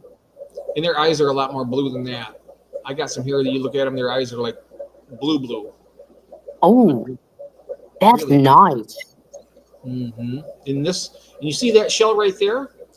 Yeah. That shell is smaller than that smaller shell I just showed you. That's a Oh, Neothel. gosh, that is tiny then, huh? They're tiny little fish, and they're beautiful. But males get a big male will get, the biggest I have, it's still a little less than 2 inches, but it's still a lot bigger than the females. Females are little teeny little things, and it's amazing how many eggs they can put out to bring these little babies up. But I can tell you this: when you're sitting there, Christine, you're going to be looking at that tank. You might be enjoying a cup of coffee. You might be having something to eat or something. But those fish are going to be busy working. They're going to be spitting sand all over the place, and you watch it. It's like a construction zone. Oh, I love that. Oh yes, and there's like all these. They'll be working. They're working their little tails off, and you'll see those little. And when you first time you're looking at that, and you see these little teeny faces pop out of that shell, they're going to be itsy bitsy. You're going to be like amazed. I tell you, when I first seen that, oh, it was like Oh, magic. yes, I would get hooked on that. Oh yeah, and these are really really cool, really cool. I'm sitting here, I'm looking at it over here, and yeah, you're gonna love it. Absolutely love it. These guys are really a lot of fun. Let's see now. Where's the other ones? Oh, here's another one. These are brevis. These are somebody's saying they had the sunspot brevis recently. I got to find out where they're at. But these are nice little fish too. Oh, that's It's another. pretty. Mm-hmm. Now these right here, I'm not sure if these are really colony breeders so much. I know that the Similis are and the Maltese, but I'm not sure about the other ones because I haven't had any of those. Like these right here. But I've heard that they breed. I mean, I've seen people that have bred those, and they have fry in the tank with them. So I guess that must be possible. Oops, somebody's. Oh, you got Maltese? Yes, you like them. Let me show her my Maltese. Yes. Okay. Hi, Annie. Hey, Annie. Welcome in. Welcome in. I didn't. There we are. Annie Stokes. Okay, I'm going to drop this for you, and you can show them. Cinnamon. 1 second. 1 second here. Whoops. Where we at? There we go. All right. And. Okay, I'm with Melvin. I like the black ones. The black ones are cool too. Oh yeah. But I like black fish, so I mean that's why I got so many black koi in the bottom pond. I love black koi. Oh yeah, they're gorgeous. Hey, it's good. Yeah, good night, John. Have a good one, my friend. Tomorrow at 3:30, John, we're going to be doing a project. Oh no, not tomorrow. Tomorrow's Tuesday, right? Yeah. Wednesday at 3:30, John. I'll let you know ahead of time to get you in there. And I'm going to be using one of those products that you sent me in that video in the live stream. So have a good night, my friend. Good night. All right, and they're let's see now. I don't know if Cinnamon Jeff let me show. Yeah. I got the link is right there. Do you see it? We'll see. She sees that. I got it right there for you. That way you can see. I turn my camera. I would turn my camera on if I could. My phone is like overheating, and I have to charge it. I think I might go to the computer instead. Oh, okay. You can do that. All right, I'm gonna drop out and go to the computer. All right. Already. I'll be back. Okay. Hi, Cinnamon. Christine will be right back. She's going to get on her computer. Okay. Her phone was. I was going to say, where'd she go? I just brought it up to show her. She's switching over to her computer because her phone was getting too hot. Oh, yeah, I have that happen. I've had that happen too, where my phone would just get really super hot. I'm not sure. No, that puts me upside down doing it. Oh, you got the Mandarin? Oh, can you turn your phone? Does it give you the wide angle? Yeah, I tried, but it seems to go upside down. Oh, you must have it on screen lock. What about there? Is that upside down? I can't tell. Upside down. Let me see. Let me see if I take the screen lock off. I don't want it swinging all over the place. Oh, Chris has the Mandarin compressor sips. Oh, wow. Those are nice. Let's see. Now I'll go in there and see. All right, now will it? There you go. Perfect. There we go. Yep. This is the, oh, that's so funny because it flipped the filter. When I'm looking at the filters on the other side of the tank. Oh, Christine will be right back. This is Cinnamon here, Annie, and Christine will be back in a minute. She just went to get her computer. Yeah. Oh, look at them. Yeah, they're doing some work in there too. Oh yeah. Oh, I had to. They got back. Oh, now what are they doing?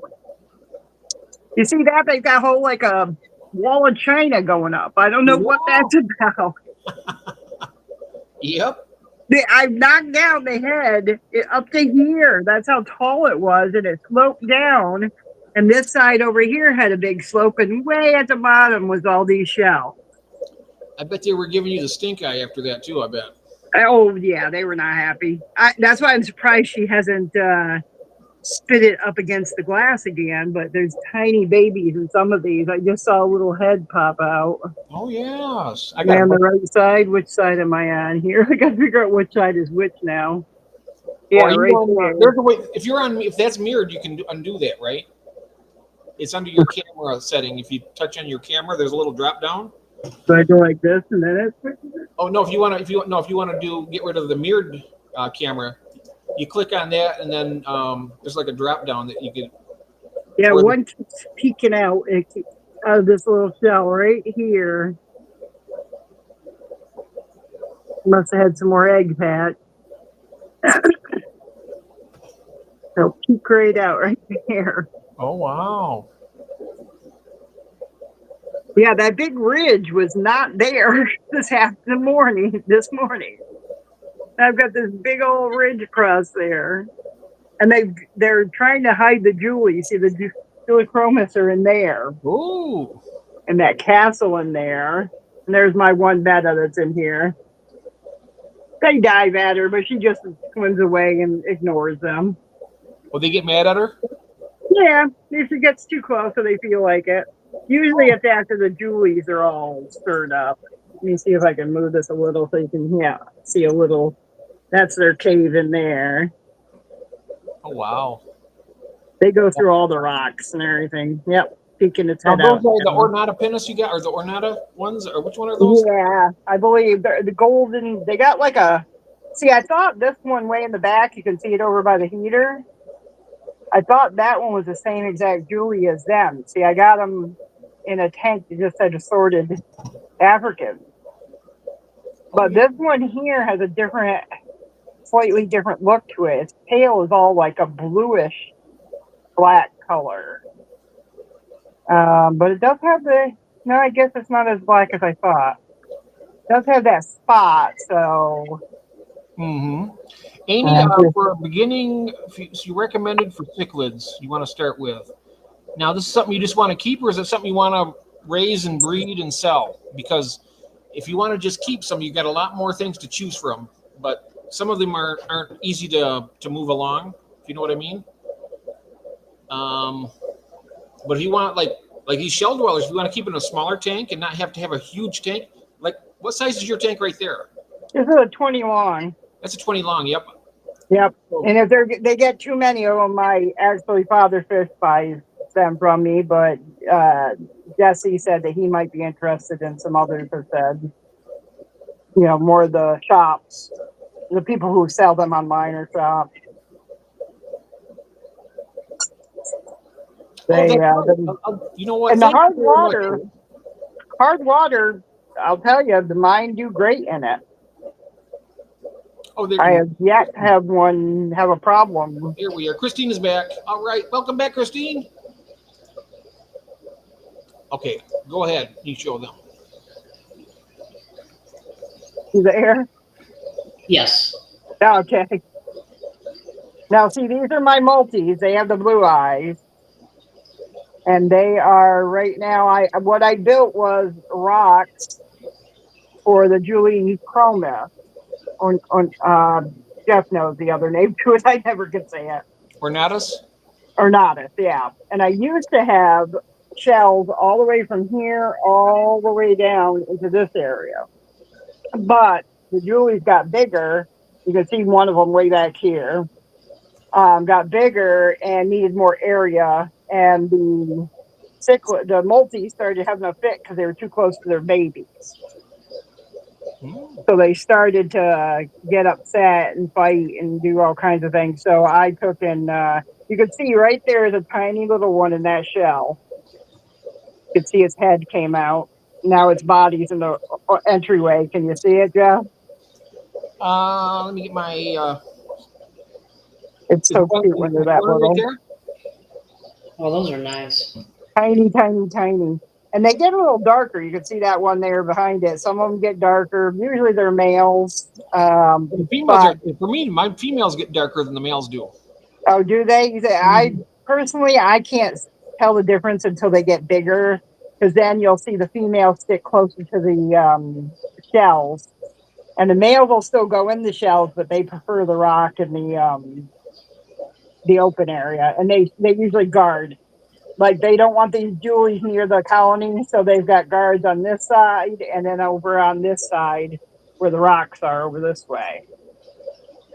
And they stay there and they are guarding the colony basically. But they'll go in the rocks. Like this guy here that's up in the rocks there, that's one of the sons. Let me see if I can go the right way. He's guarding that side of the colony. And that's Dad there in the middle, the big guy, who just turned and swam the other way. But as they get bigger and as they get up there, the dad and the females protect the colony, but then I notice the younger ones start helping. Yeah, they work as a collective pretty much, taking care of each other. Oh, yeah. And there's constant babies, right from pinheads all the way up to, the brand new. They stick pretty close to the shells and the openings in the shells, but they're all through here. Not a one has ever been eaten by any of the multis. Oh, wow. Okay. Now the Julies, they'll snack on one if they get close. That's why they've got them guarded. See, this young, if I can get him in the picture. See, this thing is backwards from what I'm used to. Where is he? He's right here among peeking over into the Julie section there. He's guarding that entrance, that side of the. They keep them away, don't they? Oh, yeah. That's so cool. Yeah, and I love that. I love the fact that they're a family unit and they all work together. I've actually, this is after I sold Father Fish 25 of these. So they were getting too big and I had to kind of weed them out a little because they were getting so big. That's why I can't wait to get them in the 40. But they'll have so much more room. Now, let me see if I can show you. I do have somehow, I know I can. How did I do this? Looking for the thing that turns off my. Oh, there. You'll get my hand until I can. My black ones I only got recently. And they turn their light off. Let me see if I can get that light to get back on.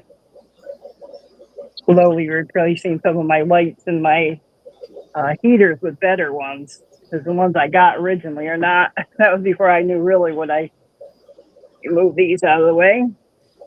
Now these here are my black ocelotus, is what they sold them to me as. They kind of look like those pearl ones.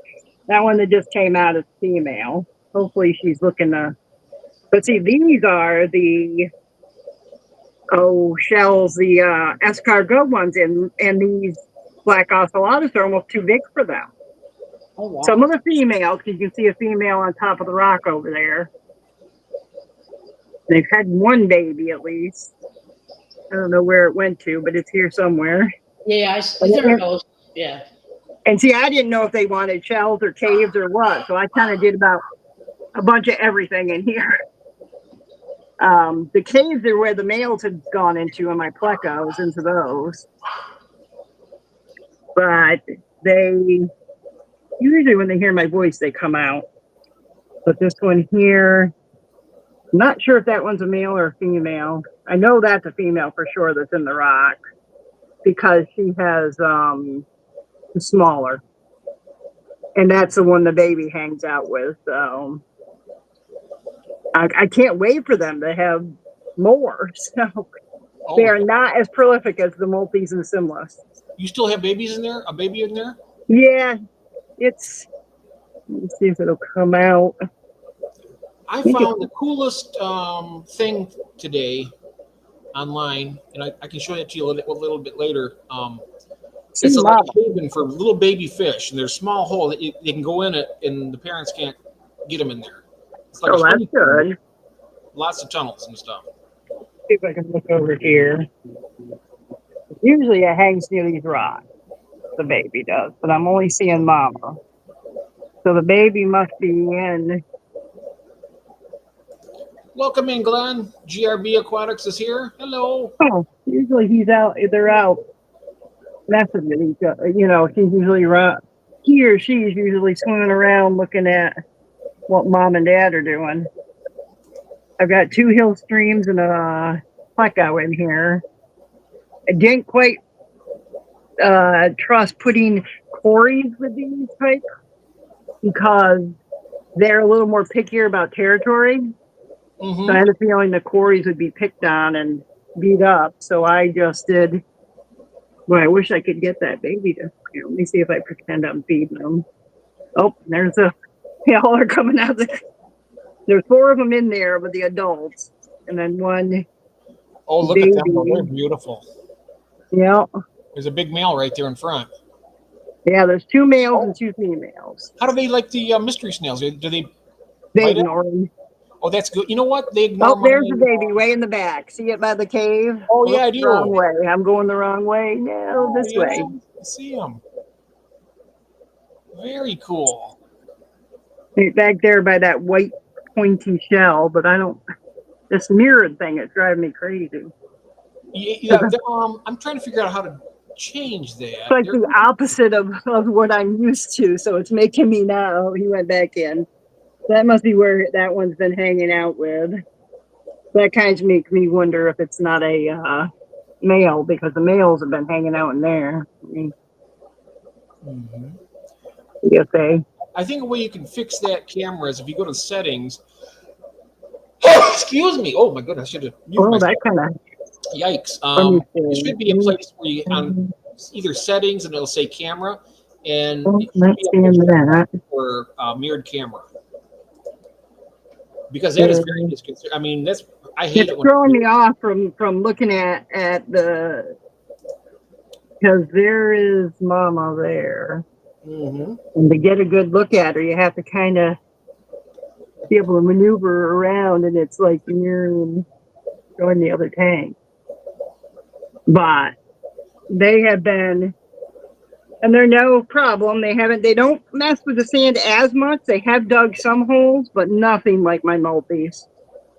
My multis are like they're the heavy lifters and the moving every inch of their sand they've moved at some point. Yep, they're like the construction crew. So, and the multis I've had longer. I've had them at least a year, if not more. And I got them as juveniles at my club. Had no clue about them. Didn't know a thing about them.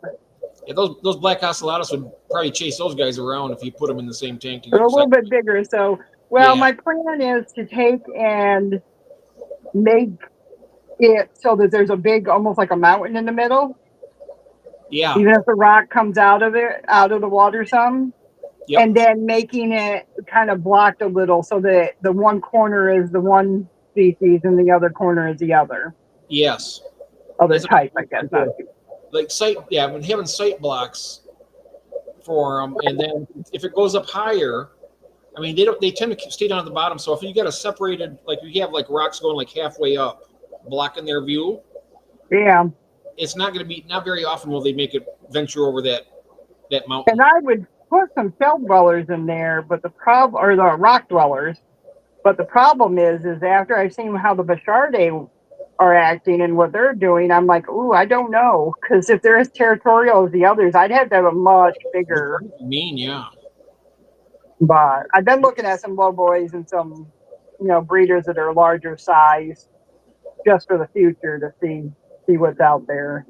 Because I really would like to have most of them, especially the shell dwellers, in the same tank. So, I mean, the rocks are nice in the little castle here and everything, but if the other fish don't feel comfortable coming out, it's not a good thing. They really don't bother the multis. It's just the multis just can't seem to handle having them around their babies. So, which I can understand. If they're going to eat them, then. Got a question, Annie Stokes. Jeff, do you keep any? I did keep peacock cichlids. I got rid of most of them recently.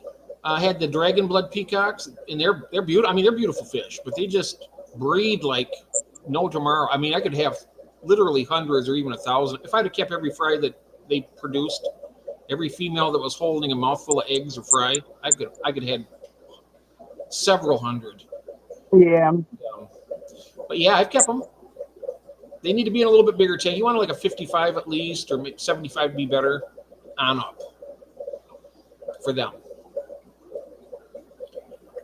Alrighty, I'll get off. Let you guys know I had to show you the We're waiting how for they Christine. are. Okay, I was just waiting for Christine to come back. She was. I'm back. Oh, you're back. Okay. Oh, okay. Alrighty. Well, thank you. Those are beautiful. I'll let you guys go because I know you're. How many do you think are in there? I'd say, probably about 40. 40 of them? Might be a little less, but I think about 40. If you count the 3 adult Julies plus the beta and then all the multis, I'd say 35 to 40. Okay. Oh wow. Now, and do you have just one Julie de Chromis in there, or do you got a pair? Oh, I've got a pair that are in the cave thing over here. Of course, is this thing showing what I'm looking at? I'm not quite sure. Let me see. If I can find where I'm at in the tank, because this thing's all over the place. I think there's, I like right the back, way you got that tank set up. right back here is where their cave is. Oh, yeah. And they don't bother You'll humans. see some fry because they breed pretty good, from what I understand. Yeah, and that's why they have not bred, even though they've been basically a pair. There's Opal. She's always she likes being in the picture. My bettas are the nosiest creatures. I tell you, they're always in the middle. If I'm doing something in their tank, I have like 10 in there all together, a sorority, and I can't do stuff because they're in my way.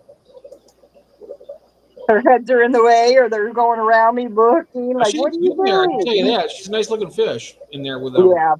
Oh yeah, and she's been very good. There's a male that I had half the time with her, a samurai, which normally they say those are aggressive, but Flynn is really, really mild, and he's my best breeder that I've been breeding lately because he is so gentle on the female.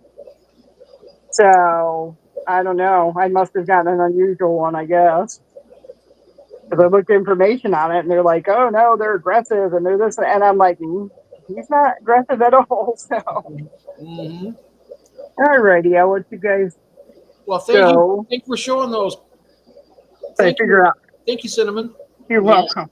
Thank you so much. I'd show mine, but I'm just too lazy to get my phone off the charger. If I do that, I'll probably run out of power because it was just about on like 9% when I put it on. Hey, Peter's here. Mine is really low too. What? I gotta fix this here. There we go. Hi, Peter. Hey, Peter, how you doing? Wow. I like her setup. I like the way she's got that tank set up. Yes, she got plants. I don't have any plant. Well, I have some floating plants, but just some guppy grass in there. But she got stuff down there in the substrate. And the only thing of it is the way they dig. I mean, if I could plant something in that substrate, I can guarantee you they're going to uproot it. Yeah. Well, now, were we looking at aragonite? Is that what she had on the bottom of that tank? I don't know. Was that aragonite, Cinnamon? I got my I was going to aragonite. ask her, but she wanted to skedaddle out of there. Yeah. Well, we'll see what she says when she comes out here. Sorry, eating orange. No, there she goes. There's Cinnamon. Do you have aragonite in your? Is that the aragonite sand or is that regular sand? Christine was wondering.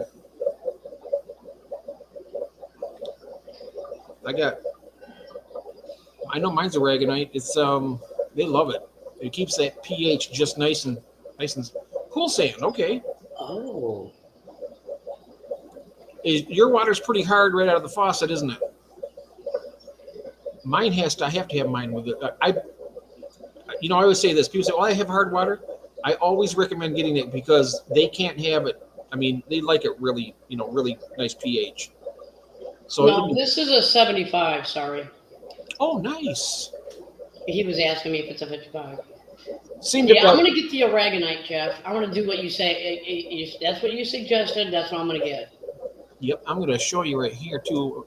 I got mine when I got mine. It was on sale for $5 a bag for a 10-pound bag, and now the price had gone up. Let me see here. I'm going to go to show you here. This is where I got mine at. So, the only place I find that type of stuff. It's got very hard water. Okay. And I will pull this up. Okay, I'm going to type in. I'll share this in a second as soon as I find the right. Oops, wait, where'd it go? Aragonite.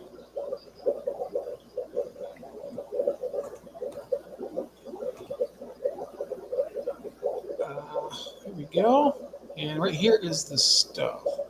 And I'll share the screen here. What size tank are you going to be doing for the shell dwellers, do you think?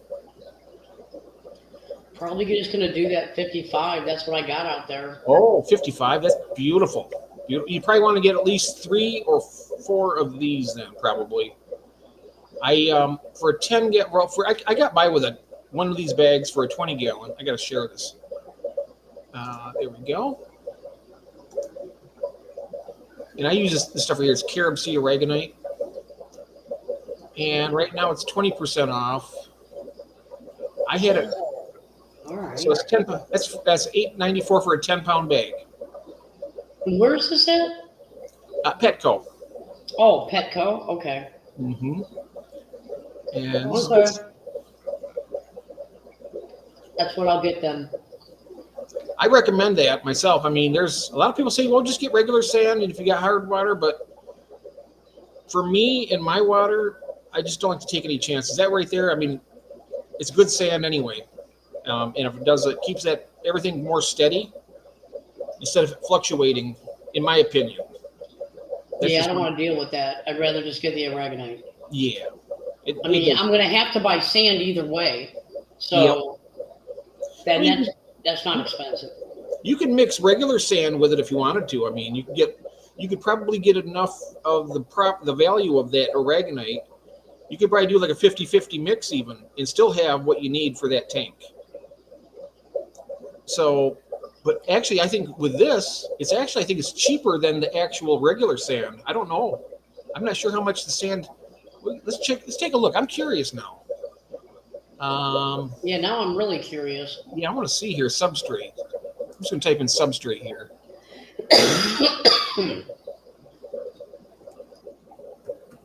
Oops.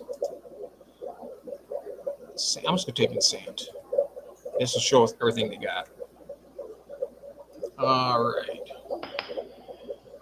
So can you see this all right? Yeah. All right, so here we go. Well, now is that a 10-pound bag? So there's $8.94. And here's some regular sand, I think. Carob Sea Supernaturals. 10-pound bag. It's 14 something for the regular sand. But is pool sand cheaper? Let me see. They don't sell pool filter sand here, but if you look at like Menards or Lowe's, it's $6.63 at Lowe's or at Menards but it doesn't say. It says pool sand. $6.63 for oh my gosh, 500-pound bag. Oh, that can't be. Oh, 50. Yeah, there's a dot. 50-pound bag. For a pool filter sand? Yep, 50-pound bag. Can you share that picture with us? I can share. Yeah, I can walk you through that. That is incredibly reasonable. I mean, I got mine for $12 about a year ago, and I thought that was an incredible deal. It's more expensive at chain stores. What's the benefit of aragonite? Well, the benefit for me, June, is that my water comes out with a high pH, but it doesn't have a lot of buffer to it. And if you have hard water, if you're not keeping up on I'm not saying that if you're not keeping up on your water changes, you just let it go for a couple, it can lower the pH will lower naturally with the more biologicals that get in the water, right? So I keep that in there, just keeps it steady. I mean, I do my water changes too, but okay. Do you know how to? Okay, I'm sorry, Christine. No, you're good. So there's that little box down there that says share screen, and then it should pop up something for you. And then when it comes up, I'll add. I think I'll add it. I need to add it from the back screen there. I'm watching for you. You know what I'm trying to do? I'm okay. This is where I'm messing up. I'm trying to do it from. Let me see. Was that Lowe's you were talking about, or was it Home Depot? No, it actually is called Pool Depot. Pool Depot. Oh, I'll type that in. Okay, let me see. Yeah, I'm sending you. I sent you in Messenger in chat the link. Oh, okay. I can't.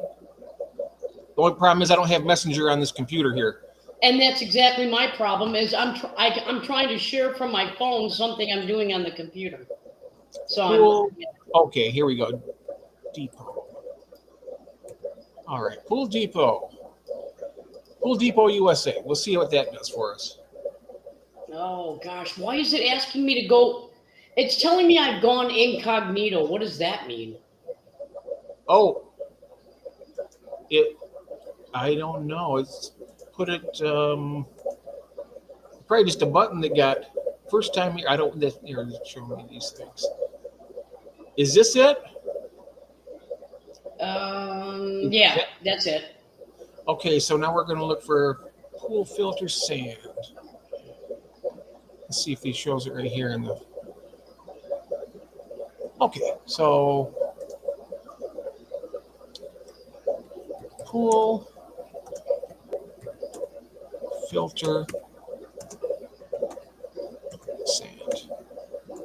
All right, there we go. There it is. It was right there. Oh, here it is. Wow. Silica. That is 2030. 50 Yeah, that is incredible. Wow. Standard sand, silica. I tell you what, that right there, I'm sure that would be. I'd buy it for that price. Are you kidding me? 50 pounds? Holy Moses. Oh, look at this. 50 pound. And yeah, then it says 500 pound right there.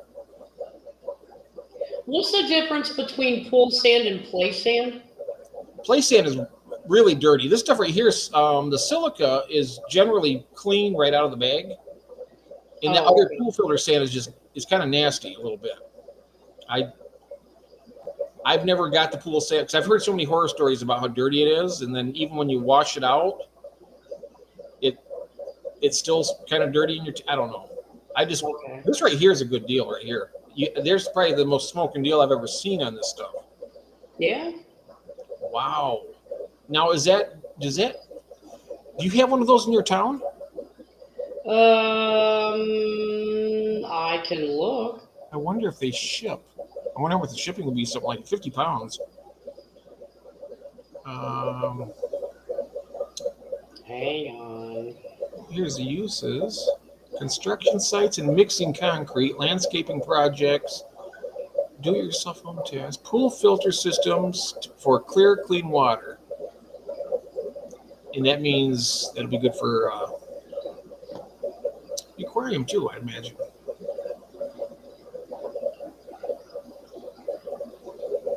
Yeah, you get a discount code if you type in welcome 5. Oh, wow.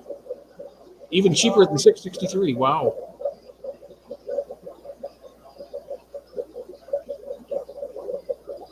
I don't know where this place is. Why isn't it not showing me where it's at? I don't know. Let's see. Down at the bottom, there should be a location. I'm looking. It doesn't have anything. They have one. Oh gosh, they have a chat with us at all times. Oh wow!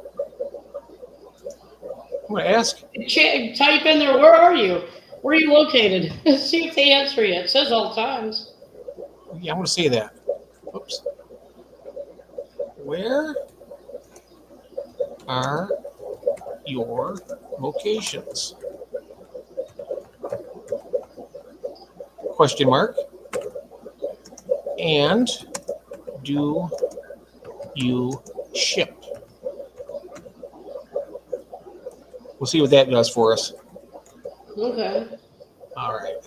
Oh, so they want first and last name. Well, I don't want to give them all that.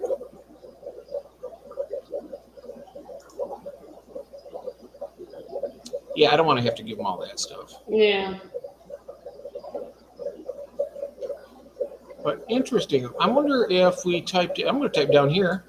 How about Pool Depot locations and see what they say.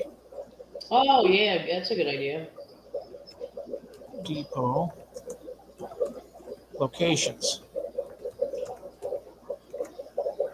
Let's see now. Let's see what it show us. So it brought me right back to the same thing. But it's not showing any locations.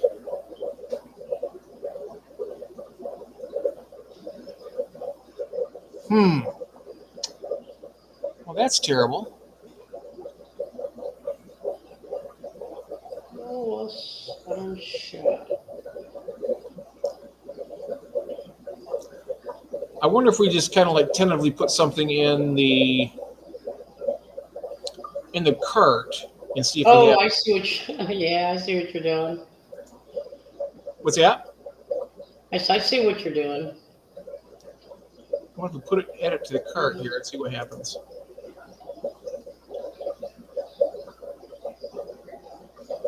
Okay, now here's the card up here in the right-hand corner. I'll click on that. So there's that. Now let's see if we can accept. I don't see anything about shipping. Oh, shipping, taxes, discount, and shipping calculated at checkout. So I'm going to click checkout. And let's see what that shipping is going to be. Oh, I'm going to fill all this out before I get the shipping part, huh?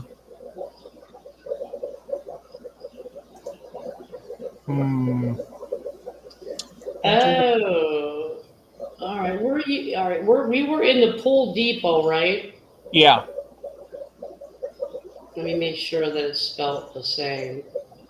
Pool DPO. No T.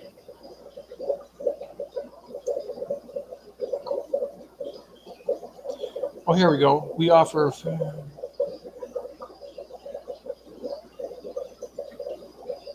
Shipping restriction. Pool Depot ships to addresses within the continental United States. All right.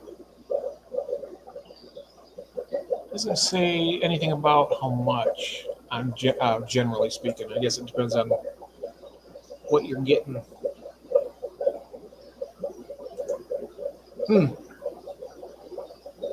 Oh, that's the one I'm doing. Did you have yours pulled up? Whoops. Yeah, well, I found the Pool Depot, and it just has it here. But then when you tap on it, it goes right back to that. It's not telling me where they're at. Oh, try local hardwares. Okay, let's let me try Menards. That's where let's try. No, I'll try Home Depot. Let's try that. Home Depot. Let's see what we got here. All right. I'm going to share this now. We'll go and check it out. Home Depot. So this is for me. This is a lot faster to share it here than it is in. That's weird that they don't tell you where they're out of. That's just so weird to me. Yeah. So I'm going to type in here, pool filter sand. Yeah, and then when you click on support, it goes right to their email. There's pool filter sand. What do we got here? All right. Third one. Now this I think the other was a blended, but this is pure silica, I believe. So this is a lot more expensive. I got the type I got. I'm not even seeing it here. There's got to be more.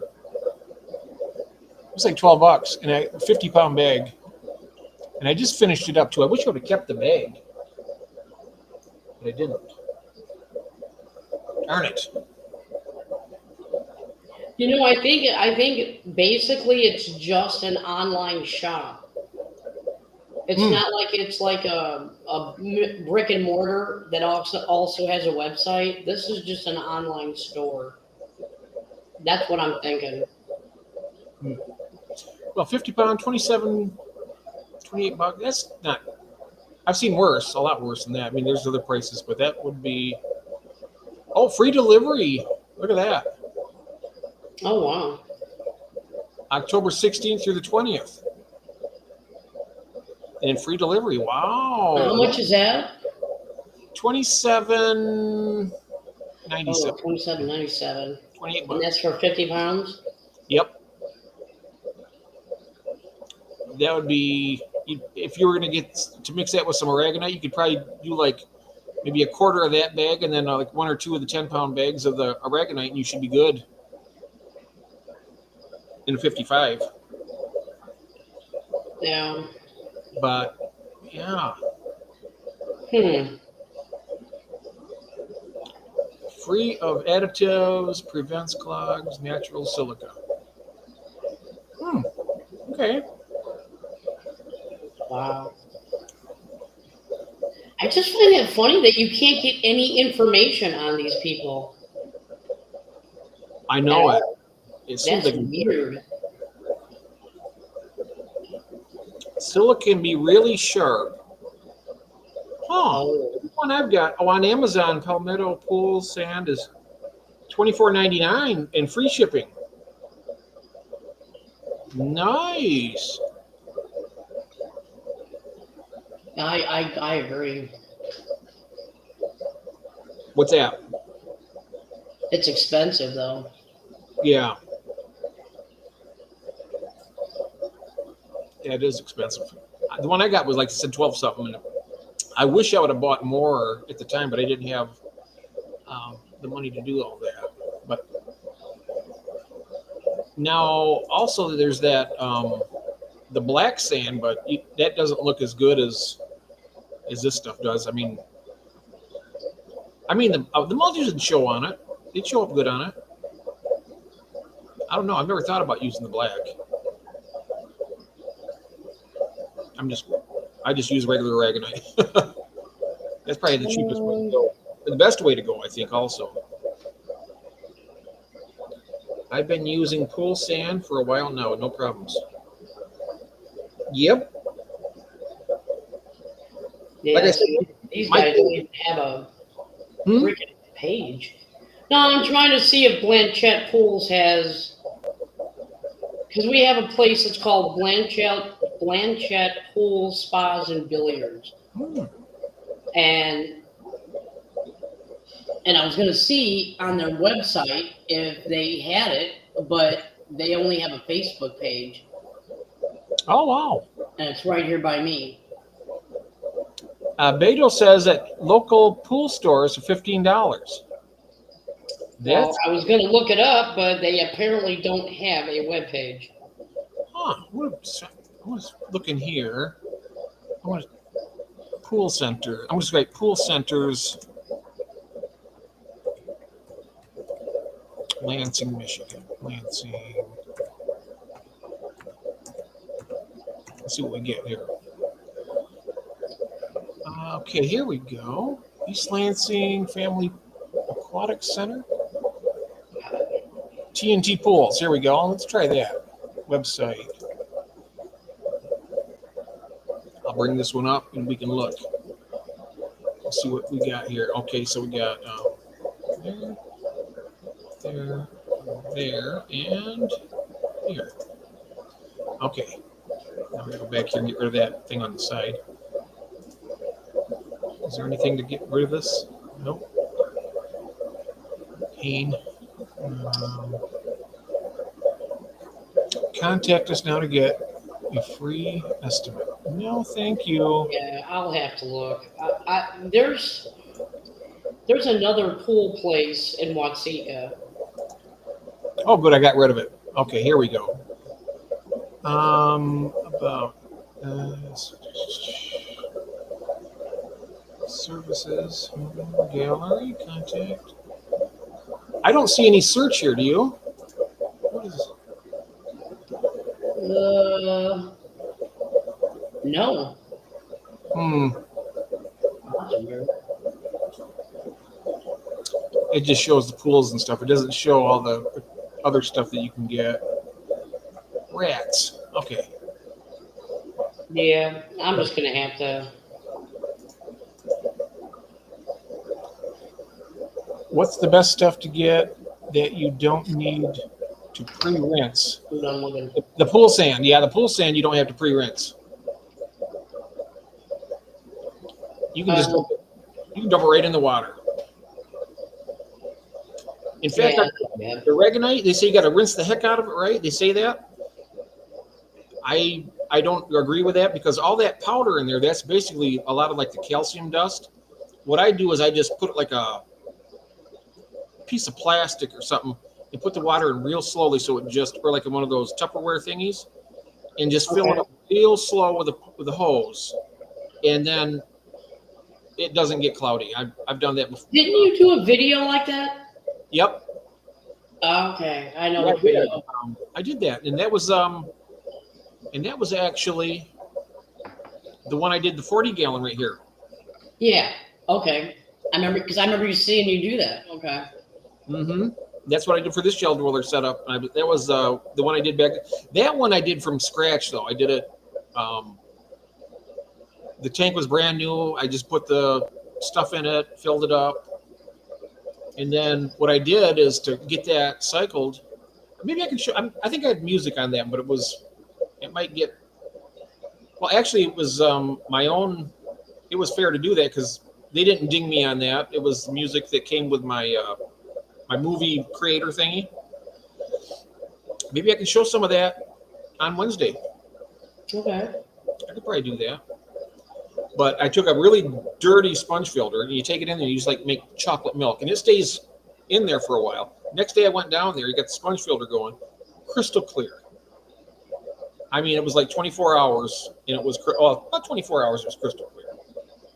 Yeah, that's not bad at all. No. And I was adding fish to it. I never had one issue. I had enough bacteria in there that it would basically, the biggest problem you have with that bacteria is that if you don't have something in there making a mess, it doesn't have anything to eat and then it will die. So you got to make sure when you get the bacteria in there, you got to get something there that keeps it going. So it's good to add fish right away once you do that. A small amount of fish, not a lot, but yeah, that's what I do. And I've never had a problem. Sacrificial guppy. I need to find a rockery. Some big rocks would be cool. Yeah, that would be. Let's see here. Fine pea gravel is almost like sand. 90% of my tanks are bare bottom. Won't spawn unless there's a substrate. Yeah, I agree. Due to the uniform size, pool filter sand doesn't compact the same way play sand does. Yeah, that's right. And that's why I think the shell rollers like that because they can just move it. Yeah. Yep. And the aragonite, they move that around too. I mean, you watch these guys, they're digging pits everywhere, spitting that stuff out. Yeah. It's like a city, right? With all these little workers just working. You're gonna love it. It's going to be fun. I'm going to enjoy them. I know I will. I just want to make sure I set them up right. So I'm glad you're doing it Wednesday. Oh yeah, you'll do That's it. going to be fun. Yes. I'll be sitting here with my note taker. I'm going to be taking notes. Yep. You'll be up on the panel with me so I can show you. It's have it going. Yep. Yeah, I'll definitely be taking notes. Yep. I can't wait. I can't wait till tomorrow night for our stream, your new stream. Oh, yeah. Outside the box. Off topic. Off topic. That's why you gotta smack me. I keep It's fine. the name of the stream is Off Topic. Yeah, you have a picture of what Yeah, I do. But No, I know, but I'm just saying. And I sent you the intro, oh, nice. so you can see what it looks like. Okay. You give me your opinion on that, and let me know later. Yes. Yep. But yeah, so we're gonna be covering anything and everything. I like that too. Off It topic. should be fun, I think. Oh yeah. Yep. Yeah, due to We're gonna have a great time. filter sand. Mm-hmm. Oh, the Fajakas need a sand substrate. Oh wow. Yeah, that pool filter sand will probably be perfect for them. That's what I had. I had white sand and where Java was. Yeah, Cinnamon, I could call him tomorrow. You're right. Yeah, I think I'll do that. Yeah, because they have a 1-800 number. I'll call them tomorrow and see. And yeah, I may wind up just ordering it from them and having them shipped because $6 and something cents for a 50-pound bag. Yeah, if it's for you, free shipping or cheap shipping on that, that's worth it. Plus, they had a first-time buyer discount code. Yeah, you probably might get it. Might even be free shipping. You never know. For the first time. They may pay me to buy it. I keep getting all these discounts. That'd be good. Ma'am, we owe you $3. Oh, that'd be, It should be there in a week. Right on. be there in a week. Oh, cool. I'm down with that. I might never buy anything there again, but thank you very much. Exactly. Right on. You never know. That would be hilarious. Mm-hmm. Yeah, I just want to set it up to where I know that everything is the way they want it. I like it when they're in their natural environment. It seems like they're happier. Oh yeah. You know, I mean, that's what they'd be doing in the wild, and you got to give them something to do. Yeah, we were talking about that. Like with somebody saying that on a bare bottom tank that their corridoras kept having their whiskers getting like there's too much bacteria or something on the bottom of glass or something, and they weren't happy with it. And apparently it wore their barbells away. That's what David was talking about. So, but with I just want to see them in their natural environment. I mean, mm-hmm. I don't want to do that. Yep. And like you've seen how with Cinnamon, she's got plants in there, so you can do anything that you want to do, really. Yeah, Cinnamon's look like you would see that if you looked like in a creek. You know, it's like that's what they'd be doing. That's how I like to look at fish. I like to look at fish when people replicate what their environment is. Then I get enjoyment out of it. Can we see some of your tanks? Are you talking to Christine? Because we just seen my tanks yesterday. Yeah, I just showed mine just last week. Well, my angels are looking at me like they want more food, but they always do that. And right now it's almost 2:00, so I think we're probably getting ready to wrap her up here for the night. And I got. Actually, my tank should be probably going off here very shortly. Was it on timer? No, the light. It's on a timer. This one is. These stay on all the time, but that one's on a timer. I go around and turn every single. I didn't set mine on a timer. I should do that. Well, this is that glorium light.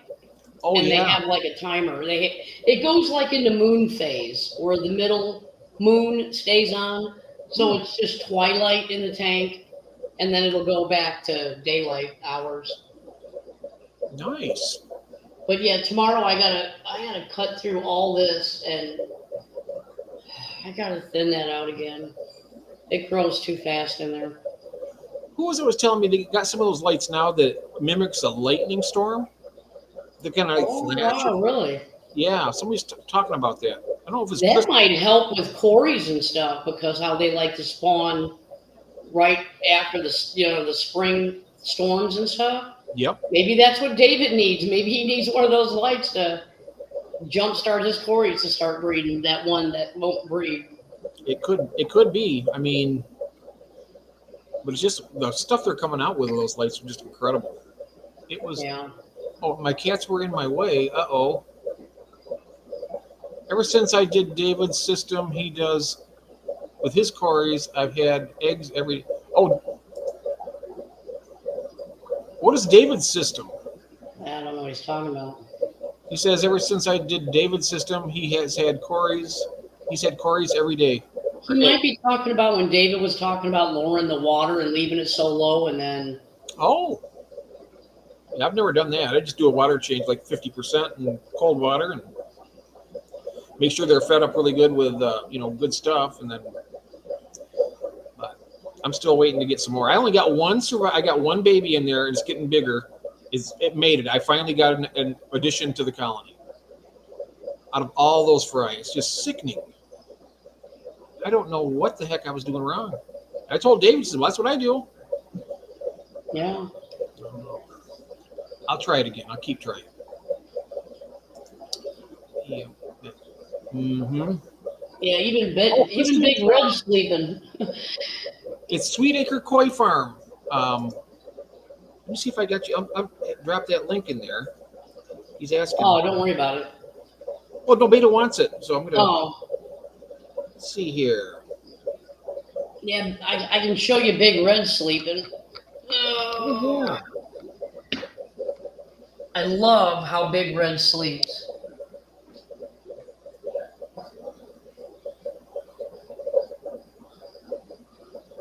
See him up there sleeping? Oh, look at it. He always sleeps like that. He loves this tank now. Yeah, it's so cool. Yeah, he just lays up there in that plant. Ugh. And he likes it because then in the morning when I feed him, all he has to do is just stick his nose up out of the water and grab the pebbles. He's such a lazy betta.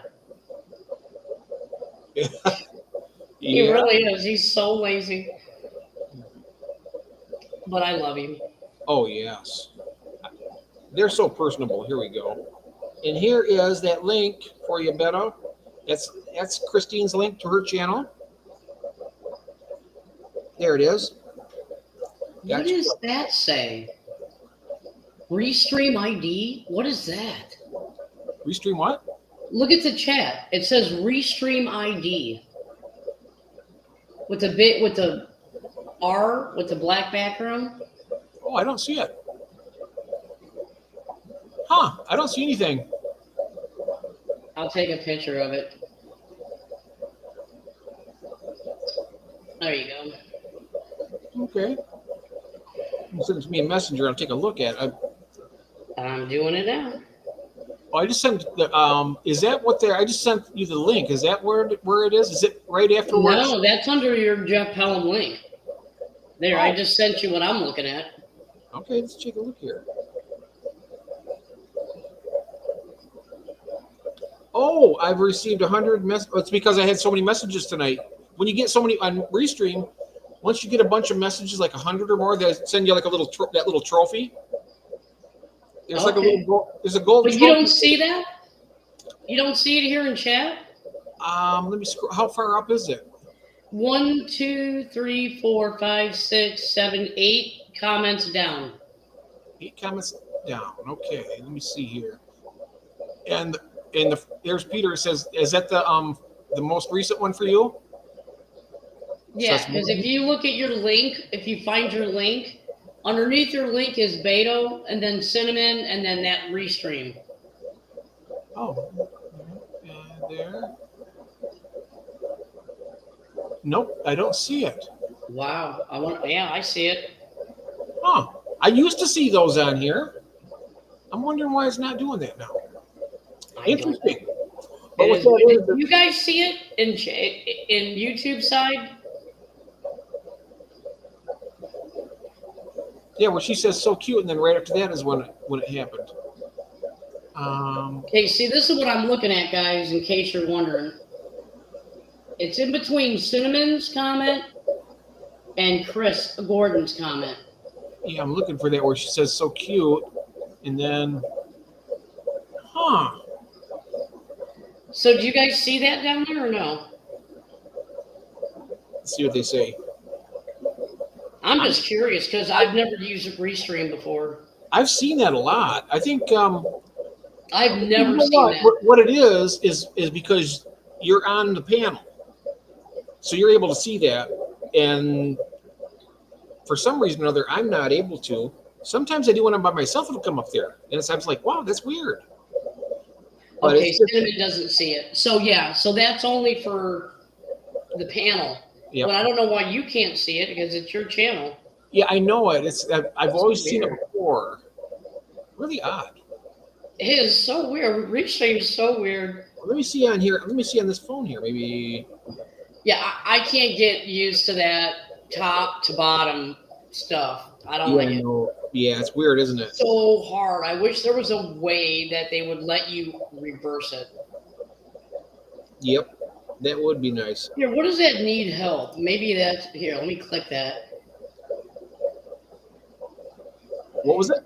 The help? It says need help. The team can help if needed. There's 3 people from the Restream team live right now. Huh. I want to send them a message. Yeah, can you guys like change your chat so it goes up instead of down to up to down? Can you go Oh, down? I didn't even see Rye in here. Rye Fish Keeping is in the chat here. What? I did not see you, Rye. Hey, welcome in. I don't see him. He's way on up. He's right after Andy Stokes says I bought all my pothos from at garden centers, and then Rye Fish Keeping, and then it was Chris says my water is 7.8 out of the tap, no chemicals. Mountain spring water should get some aragonite. Yep, I'd get some aragonite. And will there be any benefit? Yes, there will. Yeah, I don't see him. It definitely will keep. I recommend it no matter what your water's like. Yeah. I didn't know GRB was in here either. Yeah, because when I'm bringing stuff up, my whole page is completely gone. I can't see any of the chat unless I look at my phone. Oh yeah, yeah. The pool filter sand is great for the earth eaters. Yeah, the geophagus and I bet my fire mouse. They have the gravel, so they would. Yeah, that's weird. I can't see that, I don't have it. That's crazy. Well, I'm glad I told you. At least that way now you know that you received 100 messages. Yeah, and that's just in this chat. That's per live stream. And what does that get you? Nothing. It's just recognition that we're busy. We got some busy. Oh, I see. Okay. So it's like a milestone thing. Yeah, per now if we hit like 500, it'd probably be something else. I don't know. They probably show something. I see. Oh, there is Ryan. Now I see Ryan. That's the first time I've seen Ryan in this chat. Oh, I'm glad it's keeping you entertained, right? Excellent. You know what? I also noticed you don't have your which would you here? I'm going to give you the rank share. That way you can check out other people's channels easily. There you go. Welcome in. I'm glad you're enjoying it. That makes me feel good. So I get up, if you go on Fish Fam and then look for the lives, and there's that sad face frowning, no upcoming lives. I just don't like that. I said, I'll go live. Oh, yeah. So I like to go. I think it's good because, I like to hang out with everybody, and it gives people a chance to come in and hang out and talk. And if somebody else wants to come up and chat with them, I can drop down and. Well, right now, actually, after 2, I'm going to be wrap her up. Okay. Sounds good. I'm going to go put my little dog away. She's waiting for me to go put her to bed. She's waiting for her treat so that she can go to bed. I tell you, I'm getting some kitties. I miss having them in the bed. I tell you. Yeah, they get spoiled. Well, be sure to check Christine and me will be tomorrow night on her channel at 8 o'clock. So that will be 5 o'clock on the West Coast, 7 o'clock in yours, right? And 8 Yeah, o'clock. it's going to be 7 Central, 8 Eastern. Can't wait. It's going to be great. Yeah. So. It's going to be fun. We got a good topic tomorrow night. It's not just one topic, but one of the topics I'm really excited about. So I'm excited about all of them. I mean, it's not your typical fish show, guys. So it's going to be off. It's going to be off topic. Off topic. Yeah. Good night, Cinnamon. Yes, have a good night, everybody. Thank you so much for coming up and showing me your little Yes, show. thank They're you. so gorgeous. I tell you what, I could watch everyone's tours every week, and I don't get bored with none of it. I know. I agree. I love I it. absolutely agree. That's why I love it when you do these streams, because you're the only one that invites people up and lets them tour. So, and everybody knows they can come up on your panel and show what they're doing. You know what though? When I started the channel, I always talked to myself when I was out just not even having a channel yet. I'm just out watching other people, and I say they show in their aquariums and they're talking about stuff, and I'm like, wow, wouldn't it be cool to have something like this where people could show their stuff? And I thought I'd love to show my tank or something. And I thought to myself, I bet if I wanted to do that, I bet other people would too. So I was like, that's what I did, and it works. And people like it. So Yeah, I like it. I like watching it. but I always Good think night, to myself, Barbara. I said, wow, I wish I could show my tank, I know Father Fish does the show and tell.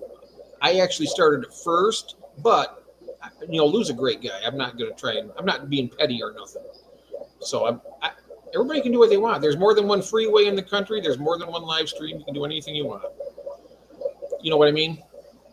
Oh, really? Yeah. June, some people are just so shy. I mean, I don't know why. I mean, even if you didn't want to be on camera, all you have to do is just put your phone up to your tank and go live. Barbara And, Jackson's here. I didn't even see Barbara come in. I'm so sorry.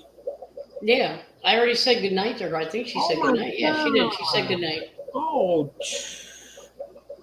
Yeah, that's. I apologize. Oh my God. There she is. Hi there.